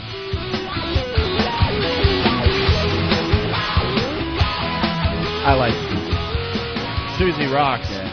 That's got to be a pain in the ass flight over there, huh? How long does that take? 14 hours. Jeez. That's a piece of cake. 14 hours. 4 hours in, you go, well, 10 to go. Oh, wow. Yeah, you get about 9 meals by the time you get there. It's crazy. They don't know what else to do. They just keep feeding you. Yeah, your mail starts coming to the plane. Right, here's more shit to eat. We don't know what to do to entertain you. Are you a good flyer, or like after 7 hours, you're looking at the engines going, they've been going for 7 hours, and they got to go 7 more. I'm actually really good with the flights now over there. It doesn't even faze me anymore. Really? I've gone so many times. I can do the 14 hours, no problem. And I can sleep on planes now. I couldn't when I first started touring, but now I can sleep standing up. Thank you, Klonopin. In the rain. I flew over that ocean one time and back, I guess. Not Thank that God. ocean, right? Thank God. What? Not that ocean, the other one. The Atlantic Ocean? You flew the Atlantic. Oh, yeah, I know. No, he's going the other way, which is even worse, I understand. But, yeah, in the middle of the whole thing, you're in the middle of the ocean looking down at the water going, oh, my. Ain't no runways down there. The anxiety I felt. I don't get anxiety attacks, but I think I got one that day because I was just like, I just start thinking. You start thinking about stuff going, well, if there's a mechanical, problem when you're over land, there's still options. That's why there's things to do on a plane. That's why they give you things and you're supposed to bring things. Everything in your carry-on is to keep you from thinking. Right. Because you shouldn't be thinking. The movie that they play? Yeah. That's to keep you from thinking. Because if you all just sat there like on a bus, where you just... If you just sat there, everyone would start going, hey, we're really high up. Right. And then it starts getting to you, and you think, well, we're in the middle of nowhere. The ocean's down there. And if there's just an engine thing, we can't just land at some silly airport in the middle of the desert. Right. Or what have you. But if you're watching, all of a sudden you realize you have no options. Yeah. No options whatsoever. I like to know that there might be one option. You like having something in your own control where if something happens, at least I could hightail it out. I could try my best to escape. That's just, here's my life. You take it for a few hours. It's all yours. Yeah. I'll pick it up again in L.A. I'll pick it up when we get there. That's a great way to look at it. But in the meantime, I have no say over anything that happens to me. You know what I always think about? Remember the Bugs Bunny where he's in the plane and it's crashing and he just steps off the plane right before at the last minute? At the last second. Are you actually looking at that as a viable option? I'm like, maybe I can do that. You need something. Maybe that'll work. You do need something. And then I'm like, well, I hear when they do have problems, they go to, where, like Newfoundland or something? Yeah, they kind of veer off to the north there. And maybe that's an option I could take with me for the next 8 hours. Yeah, look out the window to see the lights of Newfoundland. I don't want to hear the word divert. I don't mind flying in commercial planes, but I don't like little helicopters and little teeny Cessnas, like 4-seaters. No, those are the ones that freak me out more than the big planes. Yeah, I flew to Australia with Lenny Clark. Now that is a long flight. That's and with Lenny, and it was like with Fat Lenny or Skinny Lenny. It was Big Lenny. It was Big Lenny. Big Lenny at the time, and it was. I had to keep drugging him like a rhino. You don't want him waking up in the cage. He's going to take this. What is that? Shut up. Take this. How long does that one take? 16 hours. 16. Yeah. Whoa. I don't know. Anything over 3 sucks, in my opinion. I know. When you're like flying to L.A. is just, are we there yet? Actually, the JetBlue's not bad because you get the TV. Yeah, we saw direct TV. Yeah, well, then you can watch yourself. Yeah, you can watch your crash landing. But we saw that. That was great. Adam Ferrara's going to be at Rascals. Rascals in Montclair. Starting tomorrow night. Very funny guy. Very funny guy. You guys want to get the Punisher in here? Is he making them? We're ready for the Punisher. They're chit-chatting the comics out there. Susie Essman said Carlos Mencia is here. You comics are all like, you all know each other somehow. You work together somewhere. There's never one comic that meets another that doesn't know him or hasn't worked somewhere with him back 20 years ago. I never met her before. I just knew her from Curb. So I was like, wow, that's awesome. It's called Comic Roddery. Is that what it is? That's Gary Hoey. Awesome. What's up, buddy? Good morning. How are you? Pleasure to meet you, man. We're going to do something a little different today. We're going to have Carlos Mencia play the guitar, and Gary Hoey's going to tell jokes. I'm going to do stand-up, man. Can we do that? He's going to do stand-up. No, I think I'll stay sitting down, man. That could be a funny. You could probably you can only play those big fat guitars. I'm the only beaner that doesn't know how to play a guitar, dude. I'm the only one in the history of me. I don't know how to play a guitar. I can play the accordion though, which is even gayer. How do you pick up the accordion and why? Well, 'cause my mom growing up used to listen to that stupid-ass wetback music, and my dad got an accordion, so he got my sister to actually accordions are big. Learn how to play it. In the Spanish community? Wait, if we could find an accordion right now, you'd be able to play it? No, dude, I refuse to do that. Come on. I'll tell you that I can, but I ain't going to do it. That's even gayer, dude. Come on now. What's great about our show? You would never find an accordion. Someone get us accordion, pronto. You want? I want to see. Carlos, don't worry. They can't get an accordion. Jen from Seattle had to send a new bullhorn, so there's no way they're going to get an accordion. We're not going to get an accordion. Well, and is it like... You'd be surprised. Because I'm thinking polka music is all I know about accordion. but I would think that Spanish. You never heard? Go to like AuthenticMexicanMusic.com. Go there, and I'm telling you, they all have that. I swear to God, dude, I don't know what it is. The guy with that big wide guitar. Mariachi band. Ever see, the mariachi. Yeah, but that's the mariachi guys. Yeah. The guys where the pants are tapered all the way and they're really tight from top to bottom. Why does the guitar have to be so thick? Why do they have to be so fat?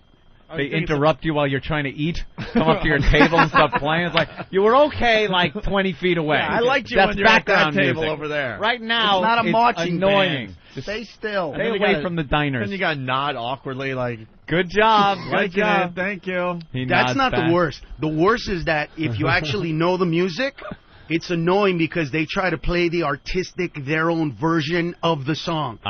So just imagine, you know what I mean, a lounge singer, and you're like, oh, man, I want to hear whatever song, and they play it like with their version of it. It is so fucking annoying because you want to sing along, you know what I'm saying? So you go, play More Than a Feeling. Oh, I know that song. You know what I mean? And they're like, instead of More Than a Feeling, they're like, More Than a Feeling. And you're like, dude, that's not how the song goes, you know? It's unbelievable. I would think if I was requesting it to a mariachi band that he probably wouldn't know how it goes, though. No, but I'm saying, comparing it. Like the Spanish version of... Sometimes they'll play English songs, too. Yeah. Like they're getting into that. They're trying to cross over. So when you go, like I did this mariachi festival, and this one group of mariachis was actually playing like Led Zeppelin and Beatles songs. Really? Yes. Well? Were they doing it well, or? It was funny. Yeah, it was funny. Entertaining. It was very entertaining. Well, who didn't like Jose Feliciano's version of Light My Fire? Of course. He Spanished that one up a bit. Do we have that? He actually got away with it. We have a little taste of that? Everyone liked it right up until the Light My Fire, Light My Fire, and I was like, okay, all right, you were doing a good job. I was getting into the whole groove of it. Sounded cool. Sergeant and it went off with the Tourette's version. All right, now we got to find the damn ththing. Hold on. Oh, you're going to be able to find it, Hawk? Of course. Hawk's at the helm. There it is. Right? I don't hear Light My Fire yet. I'll have the burrito taco combo. This song was huge back in like the 70s. Is it because the song's good or because he's blind? I think it's blind, Spanish. You know what I'm saying? It was a Doors song. It was after Chico and the Man where he had some popularity. Untrue. Yeah. You know that I would be a liar. They do a good job with it. It's pretty good, man. Yeah. I mean, it's no Gary Hoey. Saw him do it live on Flip Wilson, I think. Right after the Here Comes the Judge skit. But see what I mean? He does what I told you. Yeah. He changed the song so much. Yeah. It's just a shadow of its former self. Like if you knew the actual song and you wanted to sing along, you'd be fucked. Yeah. Yeah, Clapton did that with Layla. And that was his own song. All right, very, very good. There you go. That's a guilty pleasure, though. Sometimes you're punching around, you want to relax, drive, and not have extreme road rage. You just, someone cuts you off, and when he's like, you know that it could be, you're like, that's okay, cut me off. That's fine. You go, what hurry am I in? You know what? Let me pay that toll for you. Yeah. Just as long as they don't cut you off during the Light My Fire, Light My Fire, Light My Fire. That's when I got to punch out. I'm out of the song. It's Light My Fire, Light My Fire. Jose, you were doing so good. Well, we're in an uncomfortable position, Carlos, because we had a comedian come on the air. Oh, don't be uncomfortable. And that guy, don't worry about it. That guy's been talking smack for years, dude. For years. That's why I finally said something in Tucson, because the guy had been talking so much smack. It was like, dude, just stop talking about me. So for all you into this whole thing, people, you can call a morning show called The Locker Room in Denver called KBPI. And asked them if 3 years ago this guy was talking smack. It's just like, oh my God! I don't think anybody's actually denying the fact that smack is being smuck, but it's he is. He came in here like, oh, it's on now. It's like, dude, it's been on for you forever. What are you talking about? And I want to go on record and say that I like both of you guys. So it's a weird thing. weird thing that's going on. Don't be weird. For me, it's go to my website. Read my bio page. I've been to Carlos's house. I've hung with Joe Rogan at the store. Rogan says I know Carlos's lovely wife Amy. I was invited to what was I invited to when I was out there? I don't know. Was it your engagement party back you don't have to, dude. That's my point. I've never said anything bad about Joe Rogan's comedy. Here. You give me a credit card? No, check that out. Because he said that I made up my name, dude. That's a green card. What's my name on the green card? Honduras. My name, actually. Ned. Ned what? Mencia. There you go. Ned A. Mencia. There you go. You got a green card? Yes. Wow, this is cool. I'm a beaner, dude. When I say I'm a beaner, I'm a beaner, bro. You were born in 1915? No. That's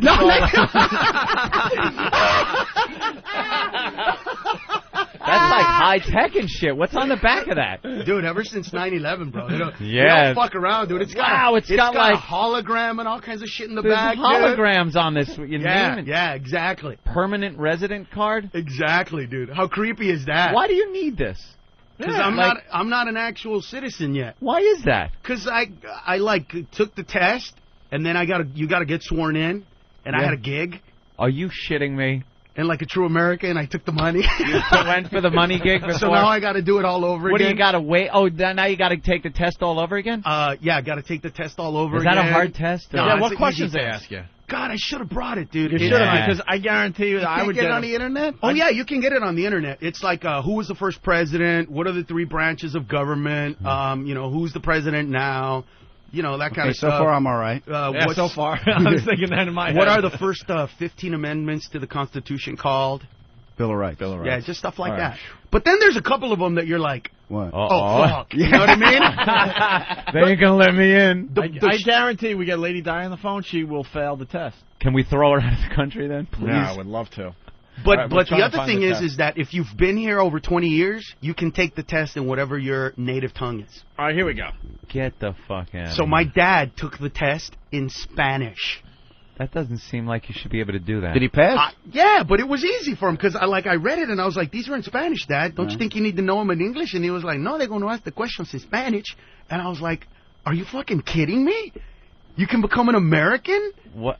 Oh, we got the questions up? Yeah. What are the colors of our flag? Was that one of the questions? Right. Red, white, and blue. All right. How many stars are there on the flag? Yeah. 50. 50 or 48? Are you about to say? He's about to say 48. I was fucking with you. Stop. That one I know. I'll tell you the ones I don't know. What color are the stars on our flag?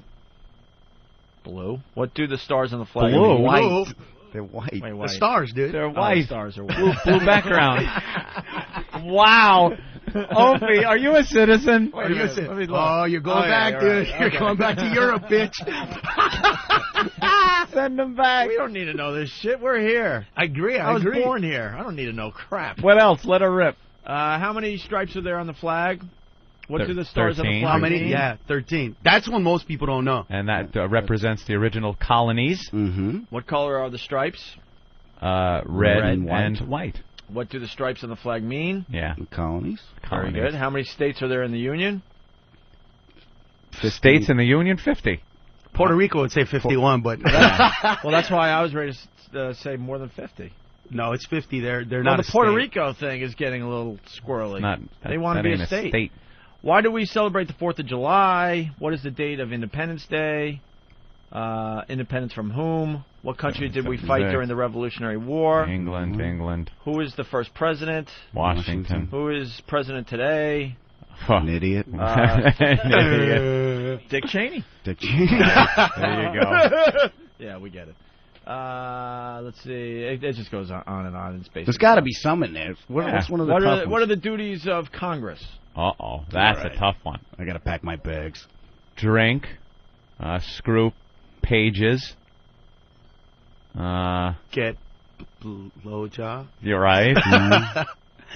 The duties of Congress. Congress. Yeah, they make laws. Yes. That's the legislature. All right, here's a tough one. How many legislation makes the laws. Yeah. Congress makes the laws. How many? Executive interprets and judiciary enforces. How many? No, the opposite. Where's my card? Judiciary interprets. Judiciary interprets and executive enforces. Yeah, exactly. How many changes or amendments are there to the Constitution? Wow, how many amendments? Ooh. Total? Oof. Can I take out the ones I don't agree with? Well, the first 10 or 15 of the Bill of Rights. 15, I think. 15 of the Bill of Rights. That's the first ones. Look at this room of fucking retards. For how long do we elect each senator? Senator. That's 6. 6 years, I think. Yes. What are the duties of the Supreme Court? Nobody knows. Now it's getting... That should be to interpret the law. Now right? They're getting out of hand. They're getting a little picky now. Who was Martin Luther King Jr.? Why is that on there? Who said, give me liberty or give me death? Nathan Hale. I thought it was Ethan Allen. They called him Than Hale, though, which is weird. A lot of people don't know that. Than Hale? Than Hale, yeah. That was the first guy that won... Garon, right. I'd keep going, but this is on a really bad blue background, and now I can't. Are you see going shit. blind watching that? I cannot focus anymore. Opie, is it as He's blue? rubbing his eyes. Is it as blue as the stars on the flag? All right. How many amendments were there? Was it like 30? I can't even something. I'm not even Are you kidding? Are there you can't answers? see? Holy crap! Are the answers there? No, there's no answers. Don't you know his stinking answers? Oh, they give you the answers. Okay. Oh. There you go. Dick Cheney is the president. See, now you got to match it up with the question, and now we don't have the question, so I could just tell you answer 33 was 435. That test is hard. There you go. It gets pretty hard, dude. But then it's verbal. They get to ask you whatever they want. So, you know. Oh, you got to know all the capitals? Oh, you kidding? Boy, that's rough. I know all the capitals? Yes. I know Des Moines and Albany. That is really hard. What is the capital of Alabama? Montgomery. Very good. Ooh. Wow. What about, let me try to get a, how about Kansas? Kansas? Yeah. Jesus Christ, that would be... Rock, Arkansas, Kansas is... Kansas is... Okay. Are you looking? Topeka. Is it Topeka? Yes, very good. It is? Topeka. Damn it. How about Kentucky? That's a tough one. Kentucky. Louisville. No, it's not Louisville. That's the big city there. People are screaming at their radios right now. No one's going to get it in this room. Kentucky. Frankfurt. Stop reading. I didn't read. Did you read? How am I reading? Where? Right over here. Oh, right. I can see that. Why not? It's 20 miles away. All right, all right, hold on a minute. Did you really not cheat? He cheated. Of course I cheated. I have eyes like a hawk. I know, Anthony. All right, how about... He didn't even know Frankfurt was in Kentucky. Germany? One more, and I'm hiding the answer. Oh, South Dakota. South Dakota? Who cares, really? Like, that's what I would answer during the test. Right. Who cares? It's South Dakota. St. Paul. Pierre. That would be Minnesota. Pierre, South Dakota. What? Anyway. Who cares? But who cares about the capitals? Well, you're going to care because you got to do the test again. Yeah, I got to do it like in a couple of months, actually. How could you take a gig after you did all the prep work? It was a lot of money, dude. It was a lot of money, bro. Especially at the time. That just seems like one of those things on the priority list, becoming American citizen. Because I thought, what could be more American than taking a job? Getting the money. Yeah, okay. What is this? You know what I'm saying? Yeah. John in Philly, go ahead. Yo, Patrick Henry said, give me liberty or give me death. Not Ethan Allen, retards. I was joking about the Ethan Allen because that was the boat that capsized. Was it Nathan Hale? Nathan Hale. I said Nathan Hale. Yeah, he said Nathan Hale. The Sand Hale? Right, but the Ethan Allen was obviously a dumb joke. Oh, let's go to Robert in Dallas. Robert? Yeah, the Bill is actually the first 10 amendment. Bill of Rights is the first 10, not 15? Yeah. I'm right. Canadian, and I mean, come on, guys. All right, thank you. Let's go to Eddie. Eddie! Yo, dudes. What's up? Big fan.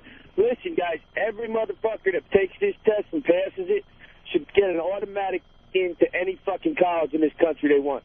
I swear to God. I got my master's from Princeton, and I don't know half these fucking answers. Yeah, imagine if you had to take the test to stay. Yeah. This country would be like the Old West again. They'd be giving out land in the middle of it. There'd be nobody here. But you know who would pass? All the immigrants would pass. Because they'd study. They study the test. They have to, right? Yeah. Like, if you ask my dad all these questions, he'd come in here all badass answering them all. Know him. You wouldn't understand half his fucking answers. Do you know what I'm saying? Yeah. You'd be like, he'd say Pierre, but it would sound like Paco. You know what I'm saying? Some Paco. Did you say Paco? It's Pierre. That's what I said, I panic when I come back into America, and I'm convinced they're going to ask me something. You're not gonna let you in? And I'm not going to know it. Like, do the Pledge of Allegiance or something like that, and I'll be like, all right, I'll try. I always get scared, dude. Always get scared when I'm coming back into the country. Oh, and you got the green card. You must be like, it's like a spin the wheel every time you come back. Dude, every time, bro. Yeah. And every time in the past few years, they've recognized me, so they give me a pass. Every time so far. Thank God. Did you ever end up in a little room? No, they haven't done that to me yet, man. I ended up in a little... You did Montreal, right? The festival? Yeah. I ended up in a little room. On the way back? On the way in. Oh, on the way in? On the way in. What the hell did they think I they don't were know. doing? There was something... Because what happens when you do the Montreal Comedy Festival, your name's supposed to be on a list. For some bizarre reason, my name's not on a list. So I'm in a room. My girlfriend's in the other room. My girlfriend's from Montreal. And all I hear is, I live here. He's with me. And I'm like, just send me back to the States. I don't want to do the friggin' festival. Just send me back. Meanwhile, Middle Easterners are going in there going, I'm going to blow some shit up in America. Yeah. Come on in. Yeah, we don't want to profile you, so come on. That ticking is my watch. Exactly. They got a conga line right next to it. Meanwhile, Adam, what are you here for? To tell jokes? Bullshit! Yeah. Bullshit, you and your fucking jokes. Bullshit! We don't believe you. We have to look in your ass. You're on the comedy watch list. I have that. No, my name is just similar. I hate having a national talk show because you get to talk to people from South Dakota. Oh, Chuck, boy. go ahead. Yeah, you guys pronounce that wrong. It's Pierre, not Pierre. Pierre? Pierre, South Dakota. You know, I drove through South Dakota once, and I found it a fascinating state. The Badlands are there, and so is Mount Rushmore. Oh, and I stopped and looked, and I enjoyed your state, Chuck. Yeah, don't forget Crazy Horse. Mm-hmm. Crazy Horse, right. But Crazy Horse... engine. And the no helmet law. Crazy no Horse... helmet law. Wow. Yeah. Crazy Horse has not been completed, right, sir? Nope, it has not been completed. That face is done, but not the rest of it. They've been working on that damn thing for well over 50 years, I believe. Yep. And they ran out of... Probably another 50 to go. They ran out of money. Did they? No government funding. Of course not. It's for an Indian. They refused government funding. That's right. It started with one guy passed it down to his son after he died, right, sir? Yep. And they're very good, Opie. And what are they doing this for? Just a big... It's going to be a big stone face? Well, no. It's in the... They're going to build an Indian hospital and everything at the base of it. But what is it, statue? To Indian. Yeah, big statue like Mount Rushmore. It's pretty much a Mount Rushmore. That's not done, but the casino next to it is kicking ass. Yeah. The casino next to it is rocking. Yeah, fuck the monuments to any of these guys. Get the card tables out. Oh, yeah, the blackjack. Oh.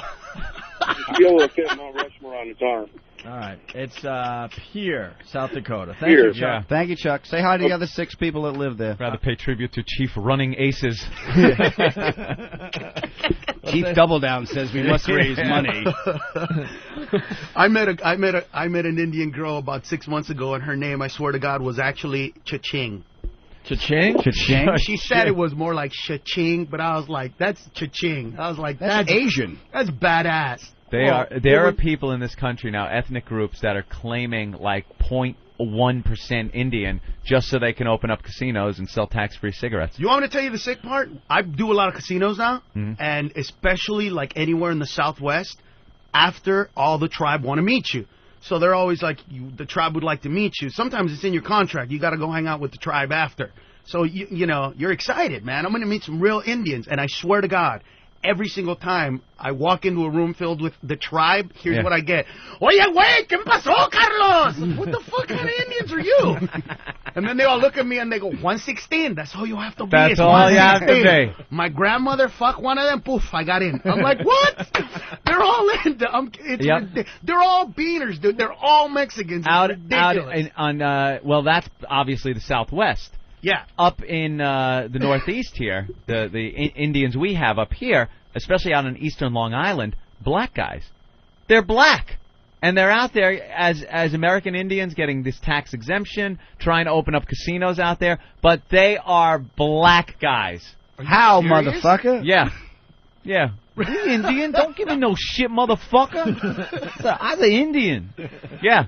And that's so. You will not find one guy that owns a casino or is selling tax-exempt cigarettes going, what do you like 'em? You know, the guy that looks like the Braves, what's the Cowie truck, the Cowie guy, Nakahoma, Chief Nakahoma. I've only met a couple that actually look like like real Indians. The rest of them, it's just like, dude, come on. I've only seen real-looking Indians at those degrading powwows they put on for Whitey, where they go around and they got wear the feathers and hi, and they just dance look like around they want to fucking kill themselves. Yeah, and it's you don't have to. That would be the same thing as a black guy getting up going, well, let me do some soft shoes for you, right? You know, and doing a tap dance and opening his eyes real wide. The Indians don't have to do that. Stop it. You got the casinos. Just rape us blind. You got me real bad at Mohegan. They're finally getting even because they gave white people tobacco. So now the biggest killer in America is, smoking-related illnesses, and they got casinos. Yeah, that makes up for the anthrax blankets. Exactly. That makes up for the chicken pox and all the other shit. There you go, Injun. You cold? You and your tribe cold? Take these blankets. White men, nice. Give me warm blanket. Throats, scratch 'em. Runny nose.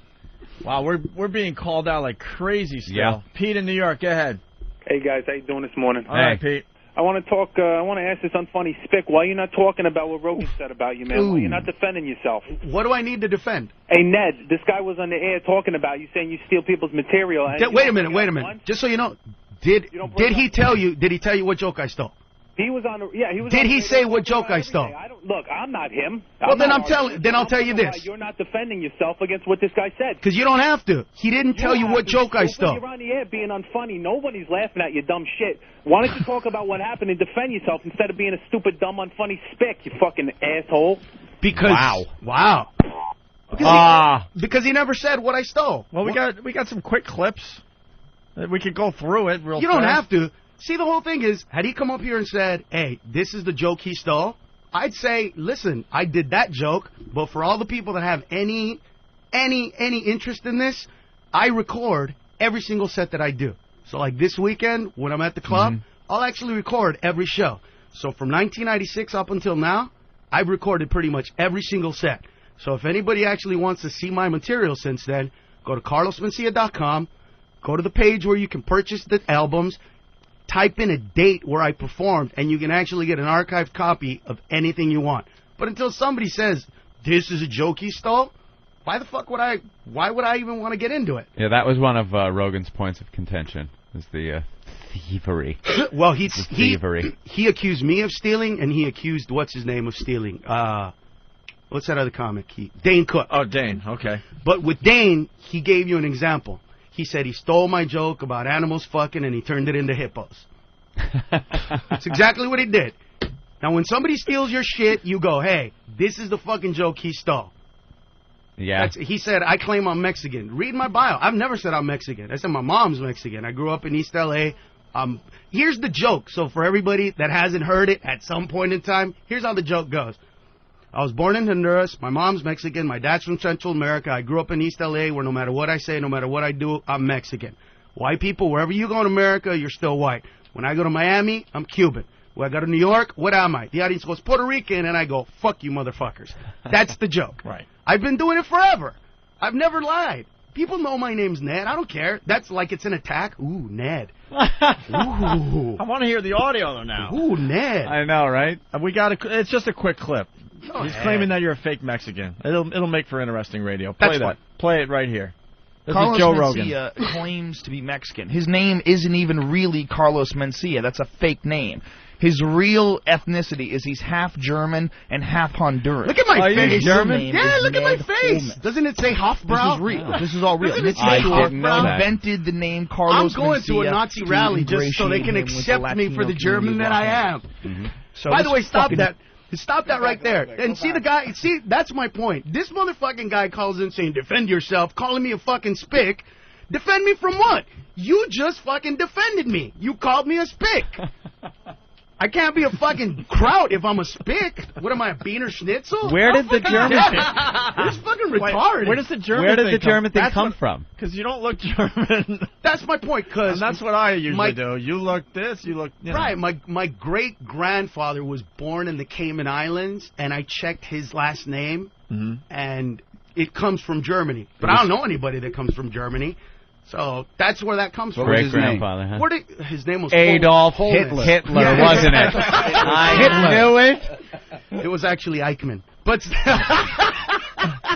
well, the one thing I want to say, man, is I'm in the entertainment business. I mean, people change their names all the time. I know, that's my for point. show business. It's like how many people have like grown up, you know, and they've changed their name when they became famous or right before. That's why it's not anything I need to defend. All right, Gerhard Hoey. Something you're hiding in your past? Yeah. You need to defend yourself. My defense is my website. Go read it. It actually tells you that my father's name is Roberto Holness, my mom's Magdalena Mencia. It tells you everything you need to know. Let's just go there. This is too much fun. Let's finish the clip. Name is Ned Holness. This is real. Wow. This is all real. Mitzi Shore didn't know that. invented the name Carlos Mencia to ingratiate him with the Latino community of Los Angeles. So this fucking retard. His name is Ned? Yeah, his name is Ned. Yeah. He's got a fake name. I mean, this guy's so fucking stupid. His whole reasoning for why people call him a thief is that they're jealous. They're jealous of him. This fake fucking Mexican living this fake life, stealing people's material. All right, that's the wow. That's pretty much the gist of the you're a fake Mexican. Poor guy. That was. And you know what sucks? We like being in the middle of this. I'm not gonna lie to you. It makes for great radio. Yeah, I think he's funny. That's what sucks. I love Rogan. I've never said anything. Funny. I've never said anything bad about him or his comedy. I have no idea where all this shit comes from. Where does it? You don't know like where it comes from? Honestly, dude, look, go to my webpage and click on my bio, and the first thing it tells you is everything that he laid out about that shit. Now, why would somebody like attack somebody on some shit that's right there? I cannot tell you. The only thing I've ever been able to come up with is jealousy. No, you got to put in it's nedgerbils.com. Yeah. Ned Gerber, sauerkraut schnitzel. I want to go to a Hofbrau now, though. See if they'll accept me for the German that I am. You got some in you. Dude, hey, it's October, man. Oktoberfest is coming around the corner. They picked up Mind of Mencia for next year, right? Yeah. So you should do a German thing, man. That'd be hilarious. See, but it's the whole thing is like some people think I'm German. Well, let's see what the German culture is all about. It's not like it's not there. It's not out there enough. You know what I mean? Like if this was like a huge thing. As a matter of fact, you know what would be great? I changed my name. Mitzi was the one that said. But if you ever want to know why I changed my name, actually get a copy of my first HBO special. My accent from East L.A. was unmistakable at the time, dude. I mean, it was so thick that Ned just did not apply to the fucking... There's an actual joke where I talk about Jeffrey Dahmer, and I say they didn't find any penises in his house, and I said, you don't eat the dick, but I quote, this is exactly how I said it. You don't eat the dick! It's that bad, dude. I swear to God. So Mitzi was like, Ned, what the fuck kind of name is that? And I was like, that's my name. And she's like, you got to change it to something more ethnic. You're way too much of a beaner. And so I said, my real last name is Mencia, and I got an uncle named Carlos. And that's how it started. But to be honest with you, my dream would be that this gets so huge that I could actually change my name back to Ned. So people would know me, like, for my real name. Yeah. That'll never happen. That's actually funny, though, to be the way you are and come out and say, hi, I'm Ned. I mean, I think that's hysterical. Well, now it is, because I'm, How about Carlos Mellencamp Mencia? Just to get people used to it. Can I get the Cougar? I want Cougar first. I want Cougar. And then I'll get rid of it'll be Carlos Ned Cougar Mencia. Why can't it be Cougar? Because that's not Mexican enough. Chihuahua. Like, get a beaner animal in there. Well, obviously there's something going on that we like. I don't know how it started. You apparently don't know how it started. I used to be really good friends with Jeff. Now we used to go work out together. We used to hang out together. And then he started hanging out with at other comedy clubs. And then George, who fucking hates me.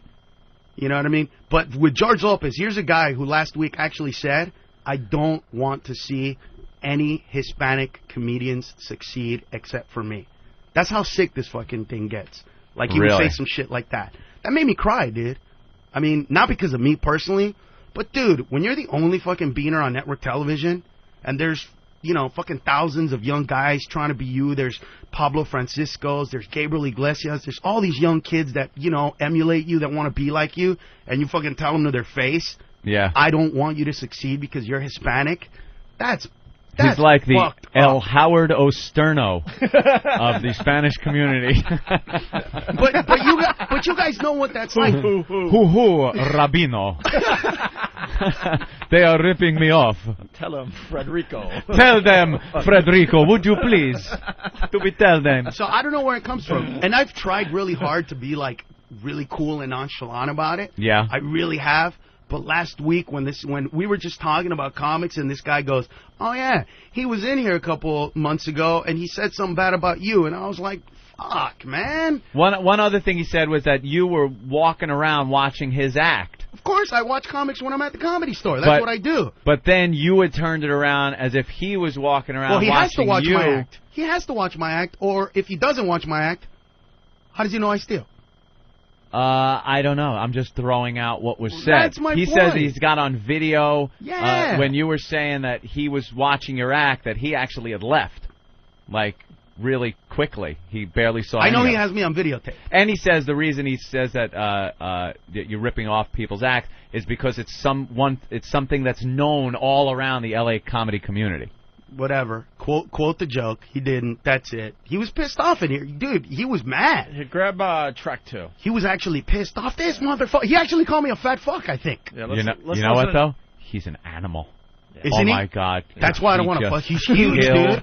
He'll put you in a... He'll fucking kick my ass. You ever seen with that, like, extreme fighting shit and, like... That's why he is so scary. That's why I'm going to take Joe Rogan's side. You fucking fag. You fucking fag. Because I like my life. No, it's it's all right. But hey, one phone call. Rogan's side because I like my life and he might not pass the test. I don't know your fighting resume. I know his. But I don't need a fighting resume. I got Puerto Rican backup here. All right, wait. Well, let me think. Let me think about this now. See, right here, I could say, mi gente latina. Un güero me está jodiendo. Vengan acá. I'm telling you. Called in an attack. I'm just telling you right now, dude. Here come the low You guys are gonna get phone calls. He's got sleeper cells. Right now they're going, wake up, wake up. Right now, if you listen closer, you could hear the click of 100 switchblades. All right, wake up! We have heard finally the sound of action.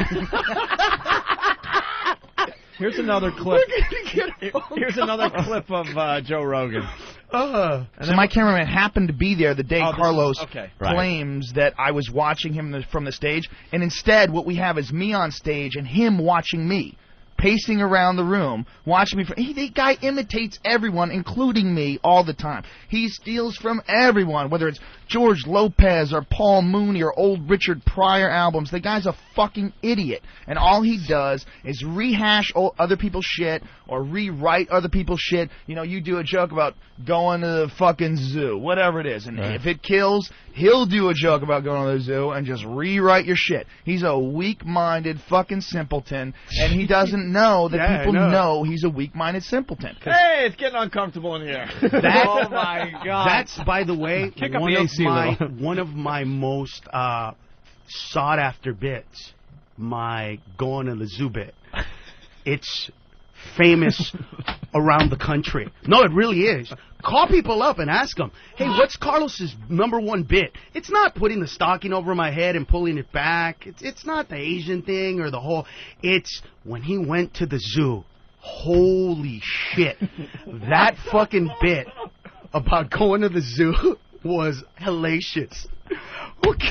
Get the fuck out of here. The thing that fascinates me about this whole situation is it's so personal that I can't see this. Let's get one thing. I have not talked shit about the guy. I've never said anything personal about him. I never will. I don't feel the need to demean other guys in our industry. Fair enough. I haven't heard you ever attack the guy personally. Right. But there is such this personal thing that he has, right. that he's made that he's vocalized toward you, right? Like, wow, that was very personal. Yeah, I don't know what, dude. I swear to God, I don't know what it is. Yeah. And by the way, he'll tell you that we were at the Comedy Store at the same time. Obviously, the evidence is there. Mm-hmm. He's never come up to me and said, "Hey, man, I got a fucking problem with you. You do this, you do that." I would address it. I don't think any comics do that. You're all a bunch of motherfuckers. No. I actually got an email from a guy in Boston that says, I'm doing this joke, and somebody says it's like a joke you did. And I read the joke, and I said, no, it's not. Go ahead and do it. But the guy sent me an email because someone said that's an Adam Ferrara joke. It was my email. It was you? Yeah. It was my Bob Ross painting bit, you son of a bitch. You bastard. 1988. 1988. You stole my Bob Ross painting bit. And gave it on the couch. And gave it away. This is a true story, actually. What? There's a little something going on between these two. We listen to this. Oh, really? Sitting on the couch. You're sitting around one of those afternoons drinking. Call him a fat fuck. You fat fuck. You are a simpleton motherfucker. My real name is Ned. You fake Italian. Well, what? You pasta-eating motherfucker. Well, you really don't like calzones. Yeah, you're not Latino and he's not Italian. Hello. Tell this story. His name's Adam Hindenburg, isn't it? We're just hanging around, and Bob Ross, we used to watch Bob Ross paint, and but he was telling some story one day, and I found it fascinating about how he paints these nice, happy trees and scenes now because he saw a lot of bad things when he was in Vietnam. Right. So I just got the idea that it was hysterical that this guy was in Vietnam, and he's got his little afro, and he's painting happy scenes and rabbits and stuff, when in the Nam, he was probably in the shit, you know, Charlie in the bushes, and it would be funny to see him have a Vietnam flashback as he's painting these things instead of a happy tree. And there, we put a little Agent Orange on the picture. And what's in the tree? A happy rabbit? No, that's Charlie. Okay, now we got to set fire to the hooch over here in the corner. and it just kind of was one of those things. And we were hanging out, and Adam just started getting rolling in comedy. Still doing open mic nights. And wanted to do the bit. It's like, fine, take it. You know, where's my outlet? The tin knockers on the job site I was going to that day. So he takes it, and that was the end of it. Until I turn on SNL one night, and who was on there? What was his name? No, it was Joey Cola. Joey Cola. Yeah. Was on Saturday Night Live. He was? Yeah. When did Joey do Saturday Night Live? He was on SNL one night because I was watching it, and he was one of the comedy guests that came out. I think it might have been one of those nights they had to throw someone off, and he was like there, so they put him on. Right. And I'm watching, and I see Bobby start doing my bit to a T. Not even one of those, it might be the zoo bit, it might not be the zoo bit. You know, your famous zoo bit. Yeah, it's incredible. You've heard it. Right. That's amazing. It wasn't even that. It was the same lines and everything. And I'm like, oh, my dear sweet Christ, he's doing my bit. So I called up Adam, and I asked him, and you're already laughing, saying, oh, I traded him for some other bit. You told me that you talked to him and traded him a bit. No, I didn't. You were told. What is it? I'll give you a bit for a scooter? Got him, need him, got him, need him, got him. Sunday night to try out the bit. Joey was up before me doing a Bob Ross painter bit. Joey was an established comic. I was an open micer. I'm like, well, fuck, I can't do the same premise. No one's going to believe that, you know, no one knows Anthony Cumia from the couch. That's so right. I said, look, I got this other bit. He goes, do it. He goes, well, I've been doing this for a while. I said, all right, because my bit was about him being in Vietnam. And he goes, see, because no one knew he was in Vietnam. Well, yeah, but he was doing the painter bit, so that's how Joey did it. But I never gave him Everyone the did words. a Bob Ross painter bit. But mine was the idea of bringing him to Vietnam. That's what I said. That's the Joey best part. That's what you gave him. Everyone was going happy trees, happy trees. No one was going, look, Charlie. You're watching a 25-year relationship break up in front of your eyes. They've been friends for 25 years. Fucking ignorant motherfucker. Ignorant motherfucker. Fuck simpleton. You ripped German me off. Nazi cocksucker. You're not even really Italian. You anti-Semitic frickin'. You did that fucking Olive Garden commercial. You're not a real Italian. Yeah? Hospitaliano. What does that even fucking mean? You were in a band called As Is that covered a Cat Stevens song. What? All right. Now you've gone too far. Now this is personal. Now you're going to throw down. What? What's that Stevens song? Oh, which one did we cover? Wild what was World. That? Wild World. Oh, God. Yeah. That's hilarious. Oh, it was awful. I wish I had an answer for you guys. I really do. I really do wish I had an answer for you guys. And his other big point, and this is one that now I got to come out and say I agree. I agree with Joe Rogan on this one. Yes. The Punisher. That wasn't me, though. You absolutely gave yourself the name The Punisher. No, I did not. Hold on, I did not. Stop it. Hold on, let's play the clip. It's All right. It's really short. Okay. You're a fucking asshole. You asshole. Wait, we'll get into it. Here's Joe Rogan. First of all, nobody calls that guy the Punisher. They call him the phony Mexican, or they call him Carlos Mencia. That's all anybody calls him. If you go to the Comedy Store, that's what you hear. Oh, dude, the phony Mexican's here. Or Carlos Mencia's here. And what happens, Mexican. Everybody gets nervous because Carlos sits in the back of the room with a fucking tape recorder and watches people's sets. Wow, with a tape recorder. At least give me credit for learning your shit, dude. At least, come on, guy. I'm not going to go in there with a tape recorder. I'm better than that. I mean, I didn't cross the border by telling them I'm crossing on this day at this time. Wouldn't that be great if you brought in a court stenographer to sit in front of the stage and just take down everybody's act? That would be fucking hilarious. Shit. No. Now, The Punisher. Who gave you the name The Punisher? It was the comedians, and it's a fun name to have. And now put on that's t-shirts something. And stuff. Now Joe is saying that comics are such self-centered dickwads. They don't want anyone to sound cooler than they are, or that they portray them. Except when you have a TV show and you can give them work. Those are the people that are calling you the Punisher? No. I'm saying once you have a TV show, young comics don't talk shit about you anymore. Like I'll give you an example. There were 4 comedians that told me the story about what happened. 4 comedians, and I called each of them up, and they were like, Please don't involve us in this shit, dude. Please don't get us involved in this shit. Do not mention my fucking name. Just fucking please do not, because they're scared because somebody can give them a job. So you couldn't get a young comic that might think any comic could give them a job to talk shit. Yeah. They're gonna shoot themselves in the foot. Now, I haven't heard Carlos Mencia, and I haven't heard that was pretty funny, the though. phony Mexican is great. Like, you're sitting there with a drawn-on big mustache and, like, one of those big sombrero from Sears. Like, just everything looks fake. An inflatable donkey. And I walk on stage going, bring the women to me. I will rape and pillage the village. That's my favorite, is the phony Mexican. Got a poncho on. But the Punisher is too cool a name. Yeah, but for that's anyone to have. But that's why I put it on hats and stuff. When they introduced me, the Punisher of comedy, I swear to God, it's the funniest shit ever. And the hats, the Punisher hats, big sellers. Big money makers. Do you understand there was a movie out and a comic book named The Punisher? No, but it's not The Punisher. It's Punisher. It's not actually protected. Jesus Christ, are you kidding me? I swear to God, The Punisher isn't Punisher. But Punisher, different. Son of a bitch. And I spell it like a beaner, so there's a couple of letters missing.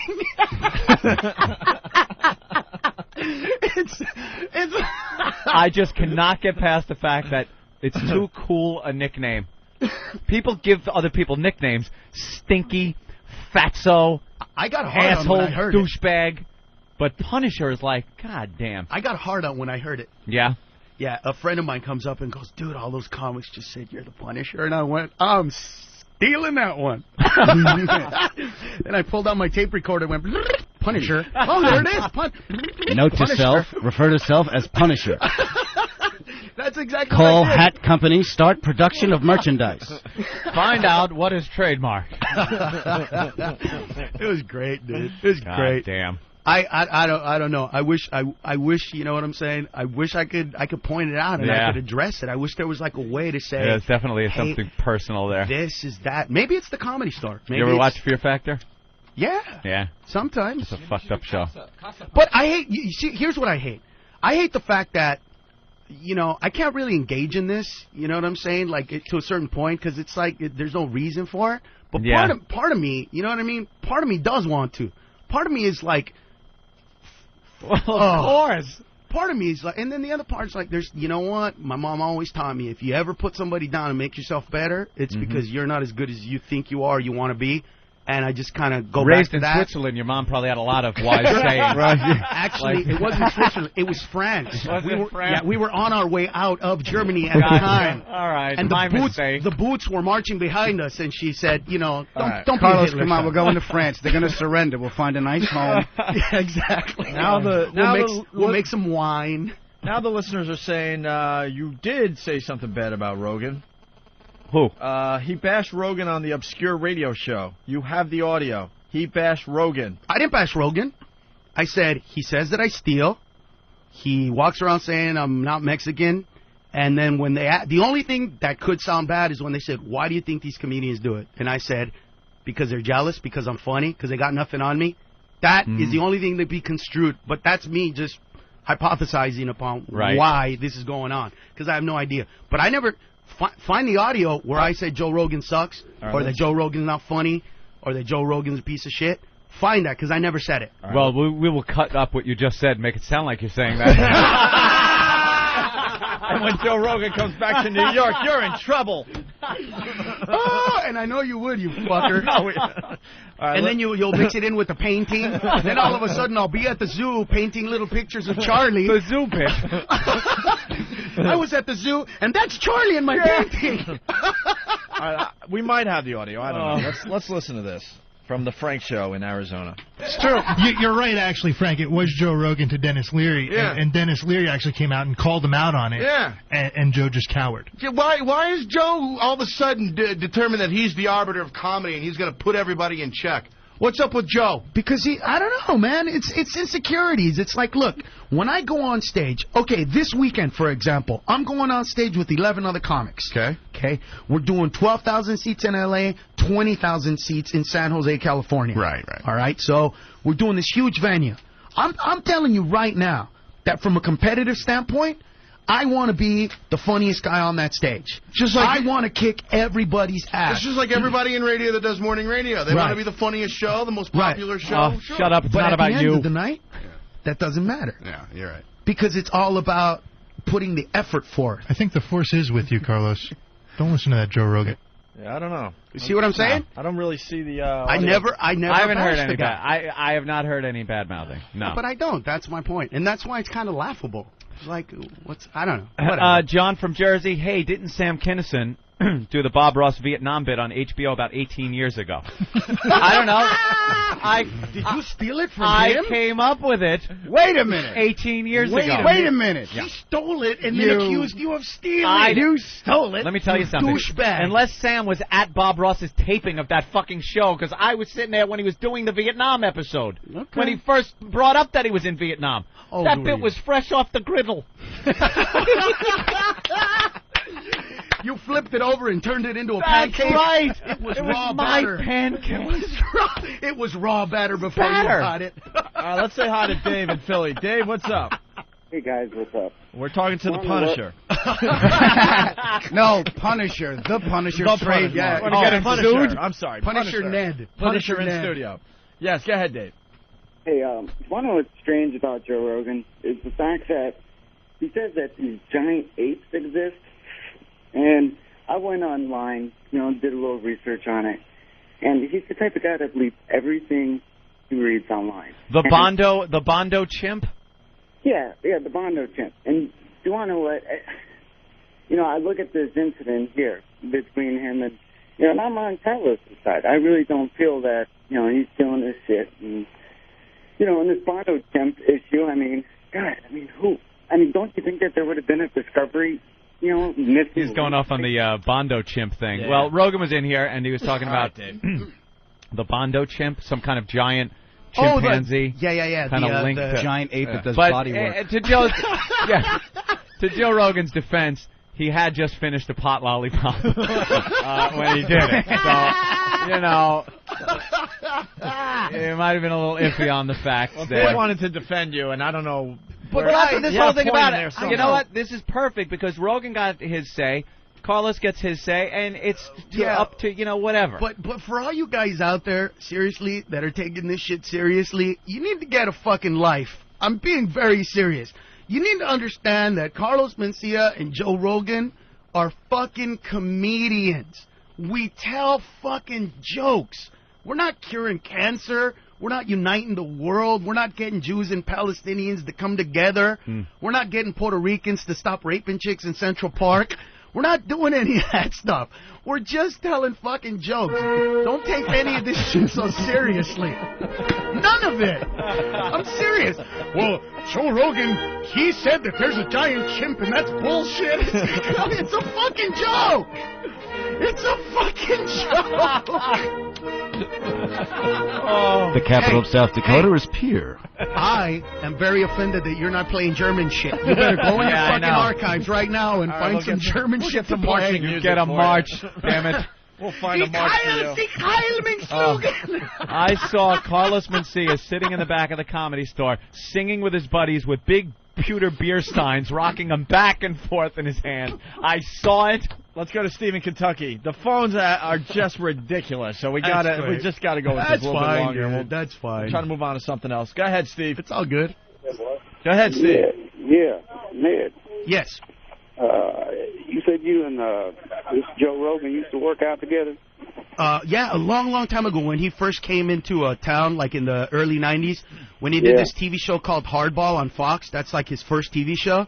We were actually friends. We'd go work out. I'd hang out at his house. He's a really good pool player. I'm a shitty pool player, but I try. So we used to go hang out before. We were actually, decent friends. Yeah, well, my question is, it sounds to me like he's got some issues. Did you ever date his wife or his sister or mother? No, I never banged any of his friends. Well, now that would give him a viable issue. But if I had... Sounds to me like he's got some problems there or something. I mean, you're comedians, you tell jokes. I drive a truck, and I hear a joke that might apply, say like to bikers or something, and you change it to fit truck driver. This truck driver said this or whatever. Right. All right. And, yeah, but sometimes they don't work. You can't say, how do you babysit a Polish person? You wet their lips and stick them to the wall. That doesn't work.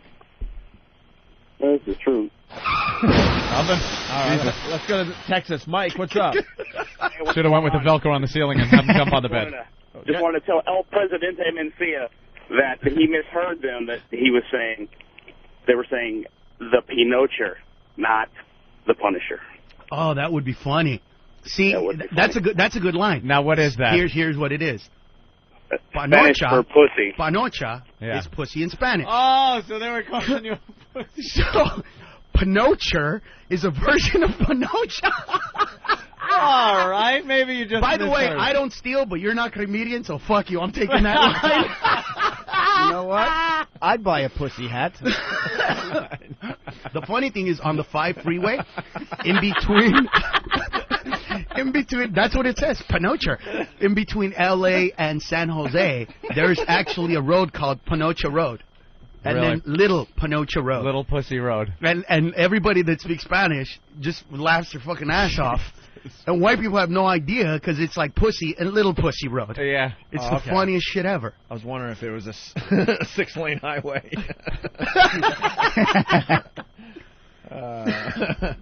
Let's see. Wow. A couple more here. Mike in Delaware. Mike? What's up? Hey. I have a question. Yeah. He was on the other radio show and talked with an attitude about Rogan. He said that he didn't sit in the back of the room. He doesn't listen to him. Rogan was coming in and out listening to his bit. I never said I don't listen to other comics. I never said that. When I go to the Comedy Store, listen, when I go to the Comedy Store, like every other comic, I don't know if you know this, but a Comedy Store is where, like, comics hang out and do 15 minutes each. We all hang out and watch. That's what we do. We're comedians. You know what I mean? And so I never said that I don't watch. I said I don't have time when I'm doing 50 weeks a year to go hang out and try to steal people's shit. Yeah, if I wanted to. I've been to the Comedy Store dozens of times, and these guys are all there at the same time waiting to go up. Of course you're sitting there watching. Yeah. There's nothing else to do. The room's dark. You can't even play cards or anything. And you're sitting there watching and waiting for the light to go on so you can go on next. Because let's be honest. Comics are pieces of shit, and we want to go on. And more than anything, you see comics back there just waiting for that light to go on. Yeah. And when that light goes on, that's it. That's it. We're like, I'm next. Every comic's intro should be, our next act has a void in his life he fills with the adulation of strangers. Please welcome Daddy Never Hugged Me, searching for some type of meaning in his hard existence. Please The laugh or self-centered he'll prick kill himself. He could be German, could be Mexican. We think he's Honduras. We know him as Ned, but it's Carlos Mencia. I was at the zoo the other day. All right, Jesus. Flea from Cringe Humor. Go ahead, Flea. Hi, Carlos. What's Yes. up? I want to preface this by saying Flea is on the line here going, put me on the air with this guy. That's right. I did say that. Carlos, you are unfunny. You're a hack. Nobody likes you. From any website. I'm from Cringe Humor, and that's not even the point. Wagsag, OPSNY.net. Nobody likes you. You are unfunny. Flea. What? You can't deny that the guy is funny and he's successful. Well, how can you say no one likes him? No denying that he's successful, but a lot of people who are unfunny Comedy Central just picked up his second season of Mind of Mencia. He's going to sell out Caroline's all this weekend. So where does this no one likes him? No, I'm not saying that. You could say you don't like him. You could say the gang at CringeHumor.net doesn't like him. But to say no one likes him, it's kind of silly. I mean, he doesn't even have to defend that. It's a small niche on the West Coast that likes him. It is that. By the way, I just sold out in. I'm selling out in New York, and I'm already sold out next week in Richmond, Virginia, and last week I sold out in Charlotte, North Carolina. That is a niche of the Southwest, right? You what I think. That area. But that's fine. I never said. Flea, I'm trying to. Every fucking 5 minutes and nobody cares. Flea, I'm trying to help you out. Your argument is ridiculous when you say no one cares. That's not true. The guy's very successful. He's been for many years, and this Comedy Central show is blowing up. You can't say that no one likes him. That's stupid. No, it's true. There are people that like him, but it's that small niche. It is that group. You're going to call Chris Rock next and tell him to stop saying nigga? Listen. Yeah, but at least when Chris Rock does it, it's funny. Carlos does it. But don't listen to me. Don't watch my show. I'm not forcing me down anybody's throat. This is what you guys don't fucking understand. Is that the new promo Comedy Central's running from you? You know what? Yeah. Don't listen to me. The promos were, I think, we gave them a voice. We're getting lawyers. We know people are going to... Half my show is reading hate mail. If you don't like my shit, don't. But here's the thing. Here's the thing. Don't fucking call me a spick and then pretend that race isn't an issue. Don't fucking come in here and go, it doesn't matter, fucking spick. Obviously it fucking matters. You're racist, and I don't give a shit that you are. Go watch whoever you want to watch. Are you calling me racist? No, somebody earlier called. But have you watched Mind of Mencia? I've seen it once, and I didn't like it, so I don't watch it. And that's awesome. Well, that's what you should say. Good for you. Other people are, and they're yeah, but enjoying to me, it's tiresome material. It's hack voices. It's not. Be nice and just say it's not your cup of tea. It really isn't my cup of tea, but you know what? It's also not a lot of other people's. And you know what? It's just... All right, Flea. Flea, what is your favorite comedy show? Oh, that's a good question. My favorite... I actually don't watch TV. But he watched you asshole. Once. See, this is the kind of shit I'm talking. That's why I don't like responding to this stuff. Ryan? It's stupid. Yes. Go ahead, Ryan. Hey, I had a question. You said that, Joe's just starting shit with you, but when you went on that radio station, all the stuff you said was fake. You made all that shit up. The only thing you could say I made up is a story that a couple of comics told me about, telling him. That's the only thing. Everything else... Joe never paced back and forth in the back of the room like you said. Dude, if Joe never watched me perform, how could he know that I steal shit? Joe, after that show that night, Joe went right outside. He went back in for like a 1 minute. You made it sound like he was pacing back and forth. That's why Joe got probably so upset. That you're just making up a bunch of shit. That and I do know a comedian me perform? that you stole from. Okay. And I'm not going to tell you who he is. All right, Ryan.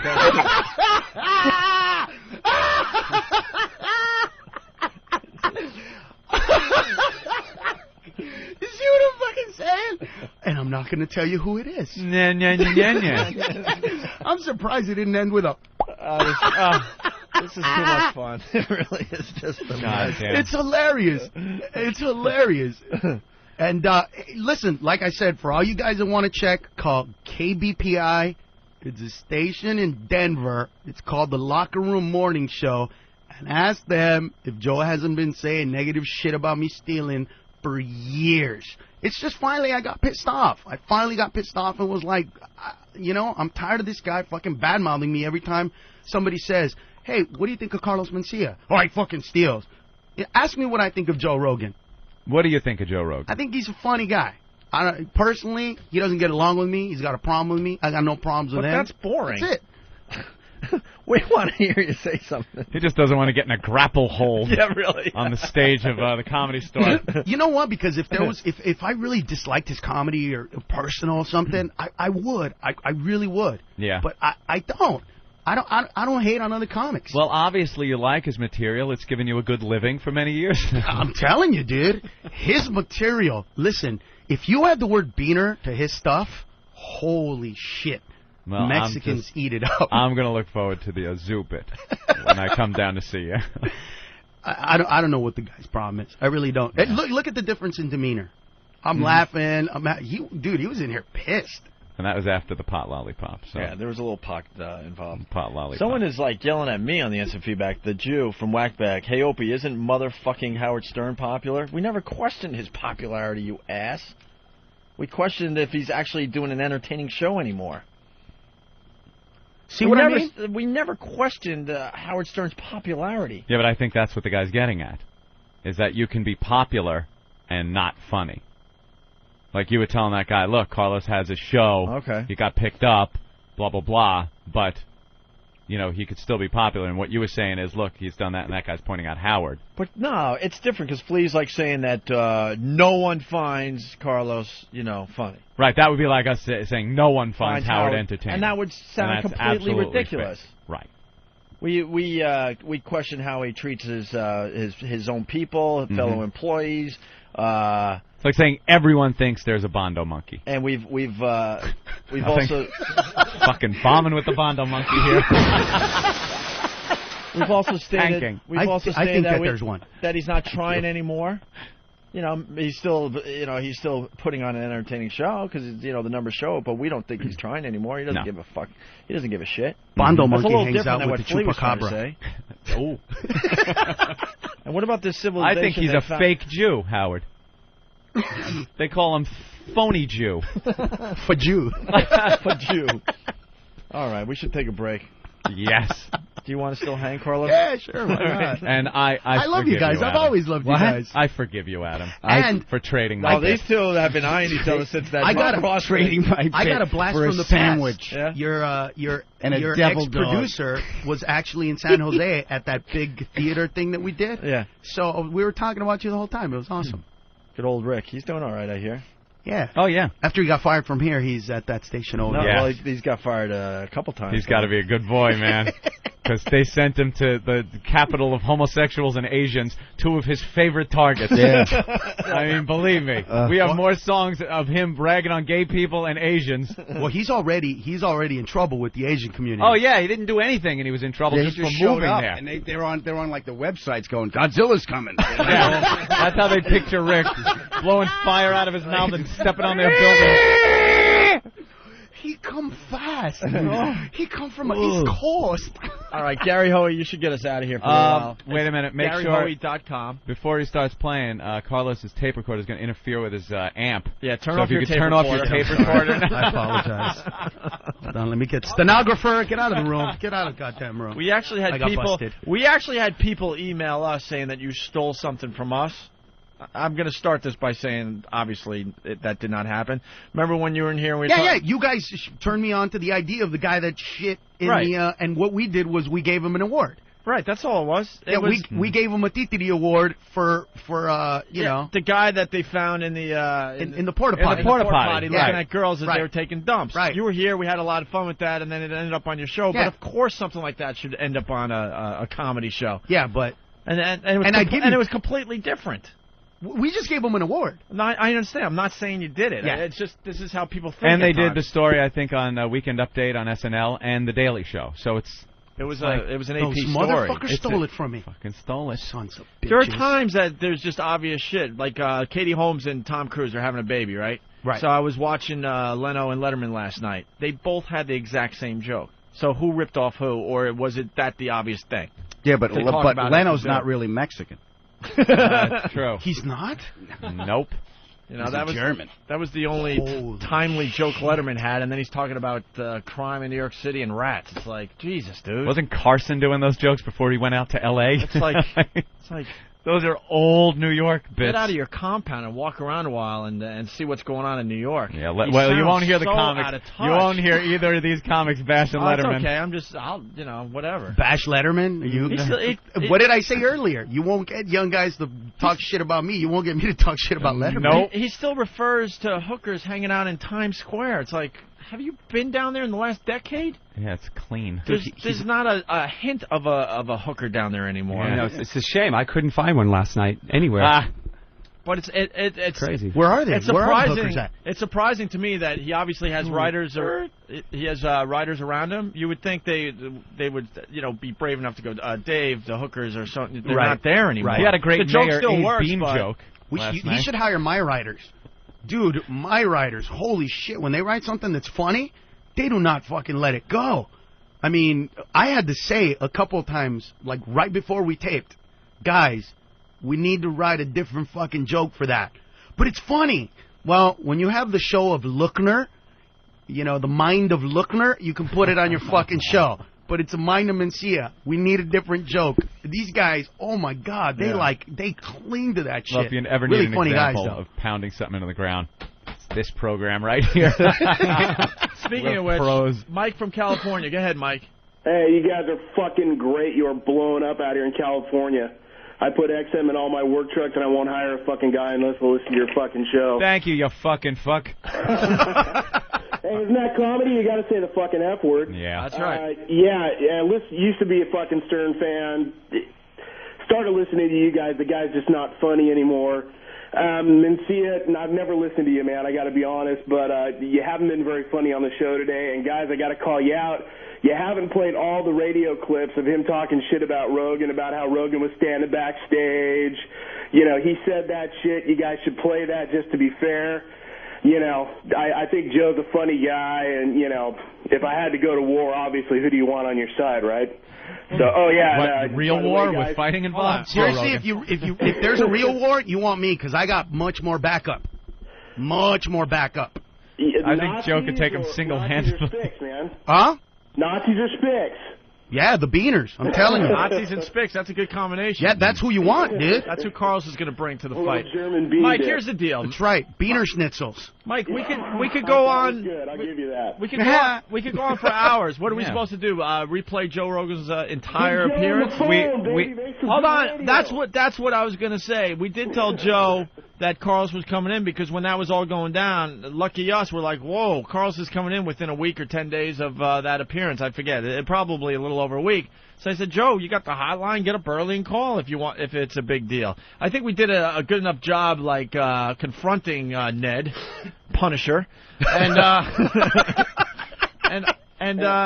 we played some highlights, and we asked Anthony asked some tough questions, but questions I wasn't going to ask him. Everything was answered. Yeah. By the way, how far do you want us to go with this? If Joe Rogan cares that much, he'd call our show and go at it with them. I don't know what to tell you. Thank you, I'll be sir. Looking for you at the Yankee game we got you last night out here in Cali. Yeah, well, it's all tied up back to the stadium. We'll see how it goes. All right, guys, I'll be listening. Thanks a lot. All right, Mike. Bye. Yeah, that little friggin' Chinese guy on the mound last night. Right. Oops. It's weird because, now it looks like we're picking sides because now we got Carlson here. We did the best we can. And then when Joe shows up next time, we'll kiss his ass and make you look stupid. So I am not going to... I'm just fucking with you. You don't understand. This is radio. Yeah. I got some emails going, dude, fucking Opie hung out with you before. He didn't defend you. And I was like, dude, that's radio. They're putting on it. They're doing a show, you fuck. That's what they're supposed to do. I like when Rogan comes in and goes off like he did, and then to have you come in and answer it. That's great. That's all. That's People are listening, all we right? were looking for. Exactly. That's it. Bravo. In the end, exactly. Do I care? No. Neither do I. No. Neither do I. Because here's the thing. It's like I haven't done any material. You know what I mean? We haven't done like the normal type of interview where you guys ask me some shit and then I go off on Hurricane Katrina victims and all that kind of stuff. You know? Yeah. Some hurricane material? Please. Who doesn't, right? Please. But that's my point. So I haven't done any of that, so people that have never heard me are like, fuck, man, there's nothing funny about what's going on in there. Oh, no. Yeah, Gary so they're Hoey. judging me by that, but I don't give a shit. Hold on, Gary Hoey, what's your latest I'm album? kidding. The new album's called Monster Surf. All right. In store now. All right, play us a little something going into break, because when we get back... Chink in the painting. Hurricane Katrina material from... That's what I want to play. I want to play something for Ned. Yeah, beautiful. Uh-oh. Here we go, baby.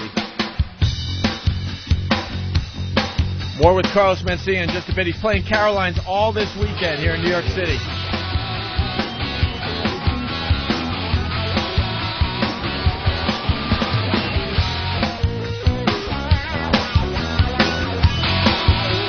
Reicht du schnell!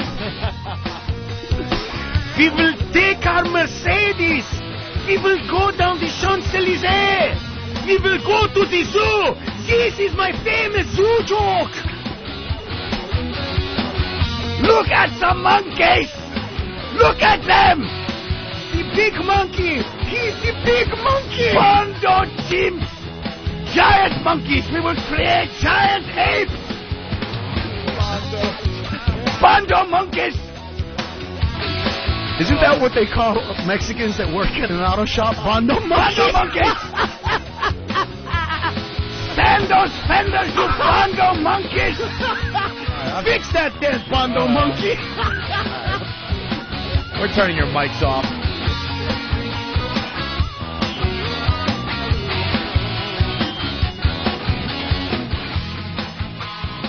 I just love a drive in the country, laughing with Opie and Anthony. That plane is flying awfully low, don't you think, Ramon?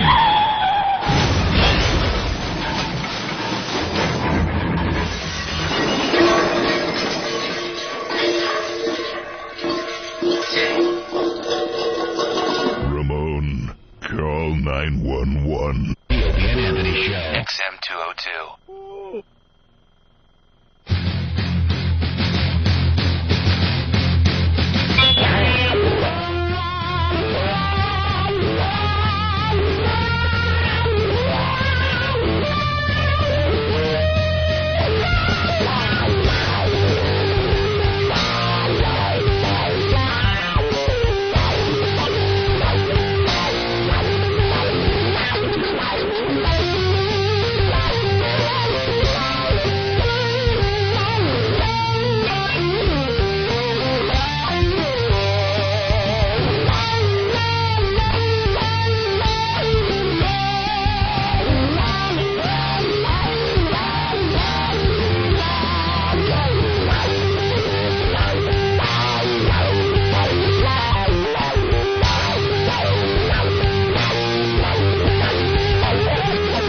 This is the Opie and Anthony program. That's live. Gary Hoey in studio. Hoey's good. Hoey rock. For a second there, I was going to be like, where can I get this album? Who is that? And then I look over and he's jamming. He's jamming right in front of you. Badass, You dude. can. He's got an album. I'll give you a copy. No, you don't have to. I'll buy it. I'll put some money in the fund for you. That's badass, dude. Hoey's an Eskimo. What's the name of the new CD again? It's called Monster Surf. Yes, of course. And Carlos Mencia in studio. He's playing Caroline's all this weekend, starting tonight, 8 o'clock show, all the way through Sunday. And Rick wants in. Rick, go ahead. Hey, Carlos, you might look at his eyes a little closer. He might be wearing them brown contacts. Are you wearing brown contacts, sir? You motherfucker. You son of a bitch. How did you find that out? How did you find that out? Covering up that blonde hair with the hair dye, too. Yeah. God damn. That's great. I love the show. All right, thank you. Oh, man. Let's say hi to Doug in Tennessee. Doug, what's up? Hey, guys, what's going on? Hey, Doug. Hey, I just want to say I've been listening to Opie and Anthony Show for a couple of months now, and I love it. I quit listening to Mancow. But anyway, I just want to tell Carlos that I love your work, man, and your little thing on Mind Mencia about the Army. I'm a white guy, and I was in the Airborne, dude. Oh, that's right. What was that bit? I don't think I saw that one. Well, it's this whole bit about how, like, everything starts off with somebody telling me some shit. So this guy came up to me once after a show, after I did some Middle Eastern stuff, And he was like, you should be careful, be doing jokes about those people, you know, they're crazy. And I'm like trying to say, are you crazy? Yeah. You're trying to tell me you're fucking crazy? And he's like, I'm just saying, you know, we're crazy people. And I was like, dude. Obviously. I go, I'm an American. We're fucking crazy. You guys aren't crazy. Maybe other Americans are afraid of you. I'm not a pussy American. I ain't fucking afraid of you. And he goes, well, you know, we fucked up 2 of your buildings. And I go, and we fucked up 2 of your countries. You want to play this fucking game? Let's keep going, bitch. We're fucking crazy. You know, we might get an atomic weapon. We do have them. And we have used it. We're the only fucking country to drop nukes on another one. You don't know shit. I'm fucking crazy. Plus, you don't want to mess with a country that has the mixed that we have. You know, we have crazy white guys. That's who jumps out of fucking planes. Blacks and beaters, we will not jump out of a fucking plane. But white dudes, X Games, bitch. You guys will fucking do it. Black guys drive our tanks. I don't know if you know this.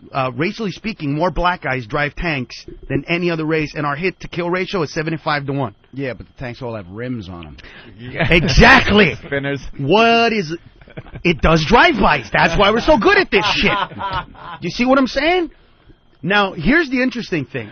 Hispanics get the shittiest grades in America. The easiest branch of the military to get into is actually the Army, which you would think there are more people of Hispanic descent in the Army, but there's not. There's more people of Hispanic descent in the Marine Corps, and that's because they're the first to always fight.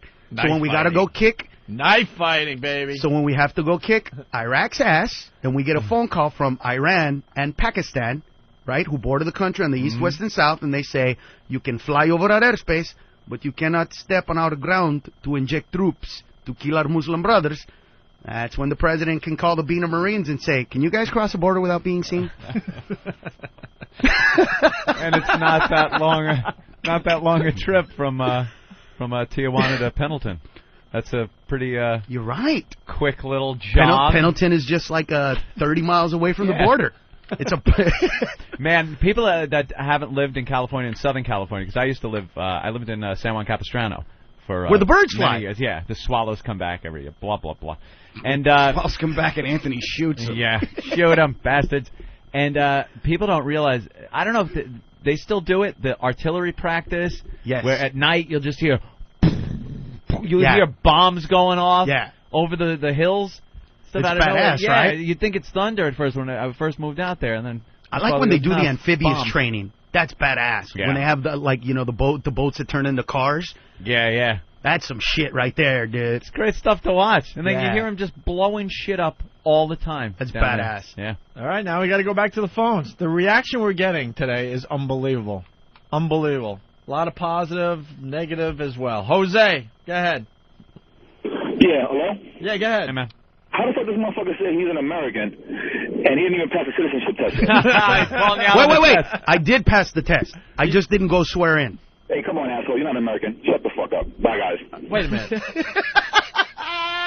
But because you didn't swear in, now you got to take the test again? I have to do everything all over again. I even have to take the picture again. And now the pictures are really weird because since September 11th, so you actually have to, like, show both ears and certain angles of your face so that they can scan it and digitally. Wow. Oh, yeah, dude. It's creepy. Pretty strict. Yeah, hey, you know creepy. something? Good. I don't have to do it, so fuck them. Good. I want everything.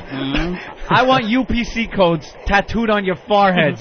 So the cop could just pull you over and go, scan you like a grocery item. No, but they should do that now. Pop up. I should have that now. When you become an American citizen, they should drop that shit. Yeah. Like now, like if you want to become a resident, that's when they should put barcodes and all kinds of creepy shit. I love the idea of a barcode being on people. I like it on the hand so the cop could just be there and go, all right, put your hand out the window. And from his car, he could just, all right, you can go. Continue. Like no danger of getting shot, but nothing. You know those scanners never work. The cop's going to be in the back going, I need the key. I need the key. Crime check on the Negro in the Chevy.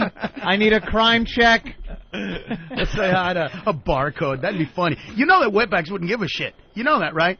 You know that if you went anywhere south of the border and you said, hey, we'll let you in, but you got to put a barcode on. Yeah, fuck barcode. Oh, they're barcoding their asses. I tattoo it myself. Right, I know. Where do you want it? All right, let's go to Albert in Texas. Albert. Hey, what's going on, guys? How you guys doing? All right, Albert. I also want to say what's up to Adam. I think he's a funny dude, too. Thanks, Adam, brother. as far as all these other guys dogging Carlos, man, you know what, Carlos? I get that shit out here, too, man. I mean, I own my own truck. Got a big old black Peterbilt. And there's some guys that just can't see another dude succeed.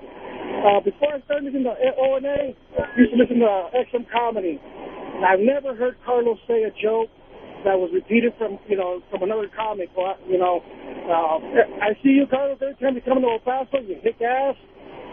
They never missed a show. That Take a Joke America CD is the fucking best. I've heard it in a long time. I love that CD, without a doubt. I mean, I think my favorite is America Rules, dude. If you're a Carlos fan, you got to get that album. Well, America now I got to Rules. see the covers of your albums because there's one I really enjoyed a lot. America Rules. Maybe it was America was Rules. recorded 11 days after September 11th, and I wrote every single one of those jokes within 3 days, and then recorded that album. It is so fucking raw. Yeah. Yeah, like I listen to it now and go, oh. Yeah, ooh. Oh, you know what I mean? It was funny. Yeah. But because the audience was pissed. Oh, I liked Take a Joke America. Doubt it. Yeah, they let me get away with more shit. Wow. Yeah, it was crazy. I want to get into the battle one of these days between Adam and Brian Regan, because I hear that's hot and heavy. Both of you nasty potty I heard mouths. about that one. You know why? About that. He's a Cuban. Jack in Kansas. Go ahead, Jack. Hey, what's up, Carlos? You're badass, man. I'm a big fan. I appreciate that, man. I was just in Kansas. Oh yeah, cool. Up in Lawrence at the University of Kansas. All right, I got to point out something. That's a niche in the Southwest. Why is it that all the guys, sticking up for you, all have the same accent? Beaners? They all have the same accent on the phones. What did I tell you earlier? Jack, what's your nationality? I got backup, bitch. Hispanic, man. Mexican. I want Mexican, huh? I want just one white dude to stick up for Carlos. One white guy did from the South. Isn't he a little far north for... Yeah, Kansas? Kansas. The fucking... Dude, you were supposed to stop in, like, Oklahoma. No, he was supposed to stop in Texas. Texas? He just went one state further and went, I'm sure immigration isn't coming this far. If you hit Kansas, they let you go. They let you go. Kansas or bust. Doug in Nebraska. Hey, Carlos, I love your stuff, man. Rogan sucks. Rogan is good for one thing. He makes me turn the radio off whenever he comes on. Maybe he's just pissed because you actually have a comedy show, and he has to watch people eating fucking intestines. Ooh. And what's your nationality, Doug? I'm a big fat white guy.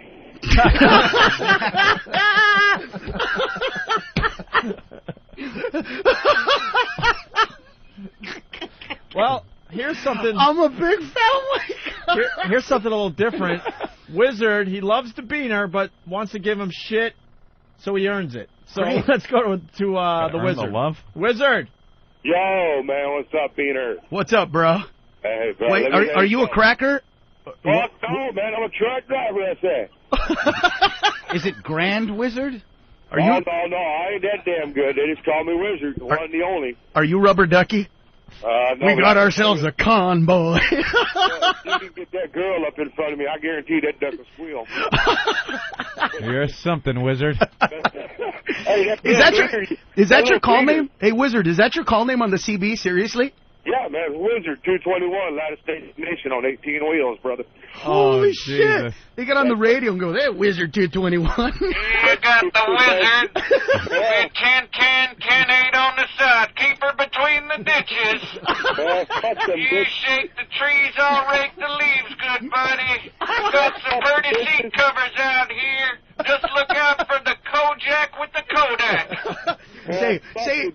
Yell into that and say, "We got ourselves a convoy." You got you a convoy there, Wizard?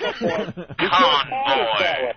You can't call it a convoy anymore, man. They'll bust your ass. It's against the law. You know what we call it now? Like now I'm in Illinois. We call it the choo-choo train, motherfuckers. Get the hell out of the way. The choo-choo train. Puerto Ricans call it that too, but it's referring to something different. We love you out here, brother. All right, Wizard, you done? I'm done, bro. It'll be cool. All right, man. So what do you got on the Hurricane Katrina? We can't call it a convoy no more. It's against the law. Against the law? How is now the choo-choo? Calling it a convoy? How do you go from convoy to... You're a fucking truck driver. You can't say choo-choo, dude. No. You can't say choo-choo if you're a truck driver. I can't see Chris Christopherson starring in choo-choo. Doesn't really work. Mercy sakes alive, we got us a choo-choo. A choo-choo. Won't you join up on our choo-choo? Yeah. Why don't you slide right in our choo-choo, bandit? What they say can't be done. I'm running block for a choo-choo. I love that this song says we're gonna do what they say can't be done. Yeah. A bunch of trucks can't get on the road and ride in the same direction. Who fucking said that? What was the perk? You can't. I'll bet you can't get a bunch of trucks in a row going in the same direction. What the hell? I bet you can't. What is that, Stonehenge? What is it? You can't cross the yellow lines. A flying machine? That's preposterous. What the fuck? Wings. Only birds have wings, son. Only birds have wings. They God wanted us to fly. He'd have given us wings. They had a long way to go and a short time to get there. See, that's the... Hey, you can't drive fast and get there quicker. That's bullshit. They had to work together. Right. Can't do it. Not unless it's downhill. That's what it was about. Rubber ducky. I noticed we had a phone call on the line. I'm just worried for his safety. Is he going to shoot himself? Jim Norton? I don't know.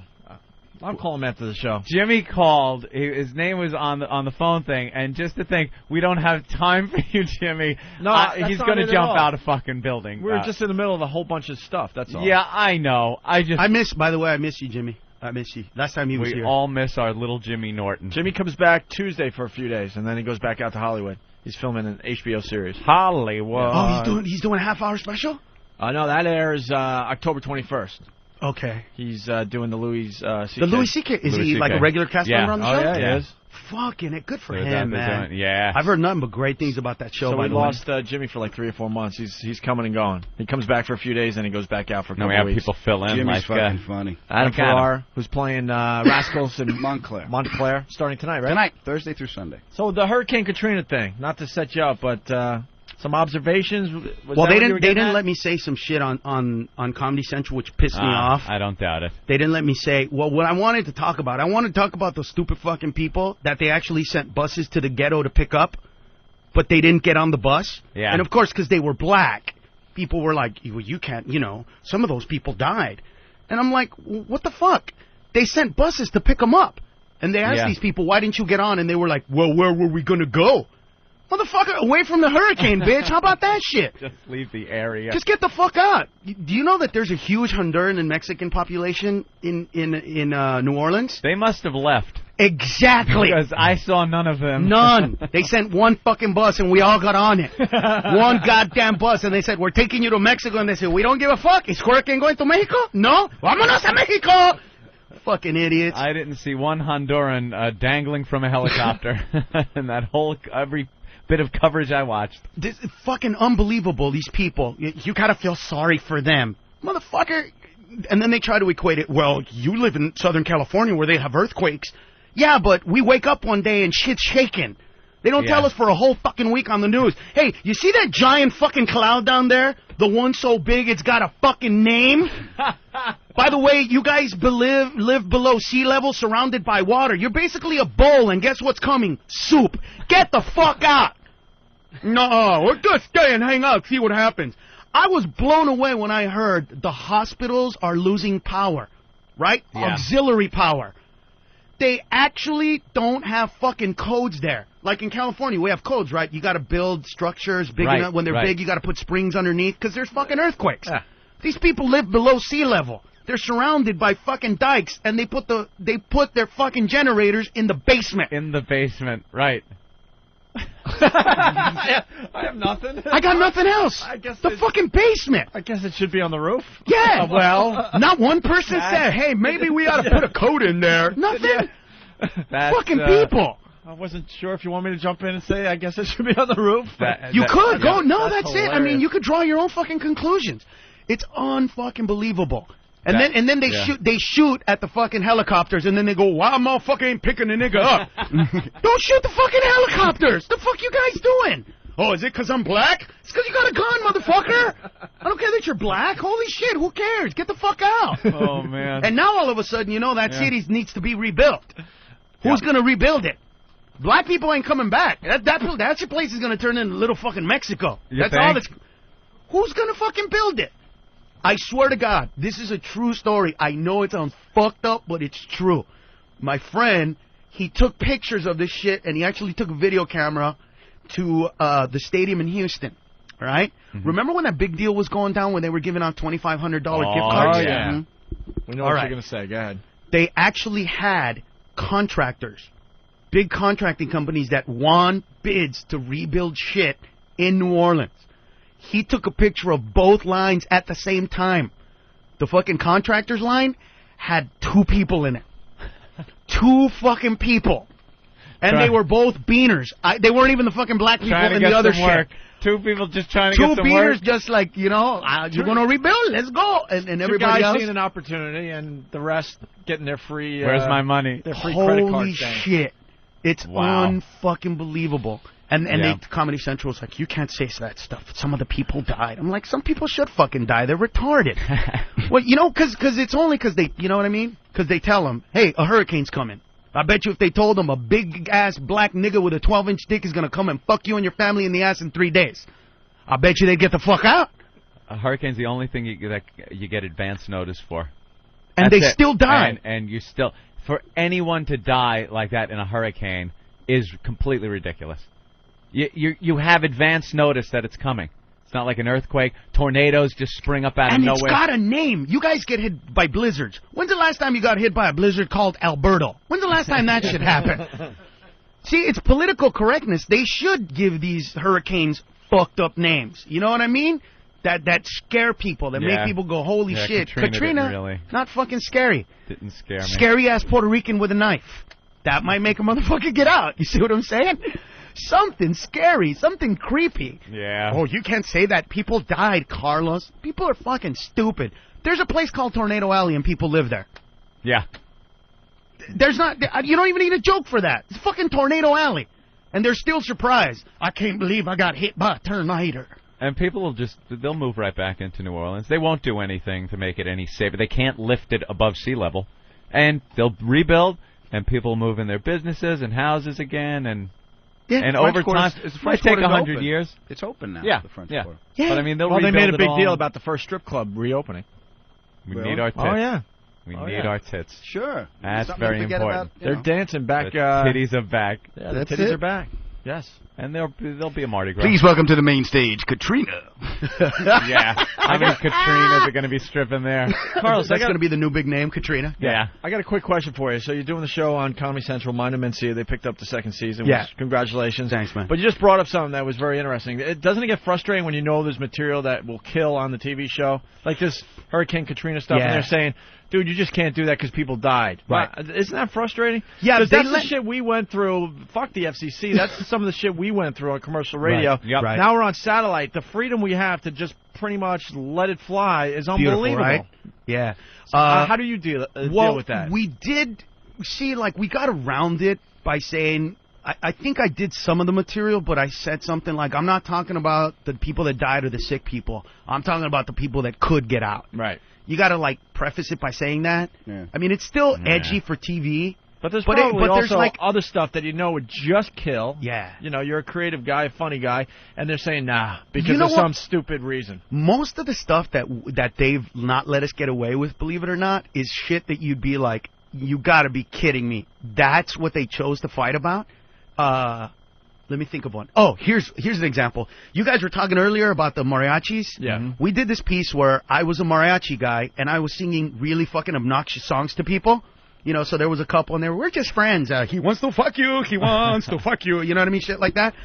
And there was this Asian group, and they were celebrating Chinese New Year at a Mexican restaurant. Yeah. So there's this whole stupid song about what are you doing celebrating fucking Chinese New Year at a Mexican restaurant, blah, blah, blah. And then there was the tag, and the tag was, come back when it's Cinco de Mayo.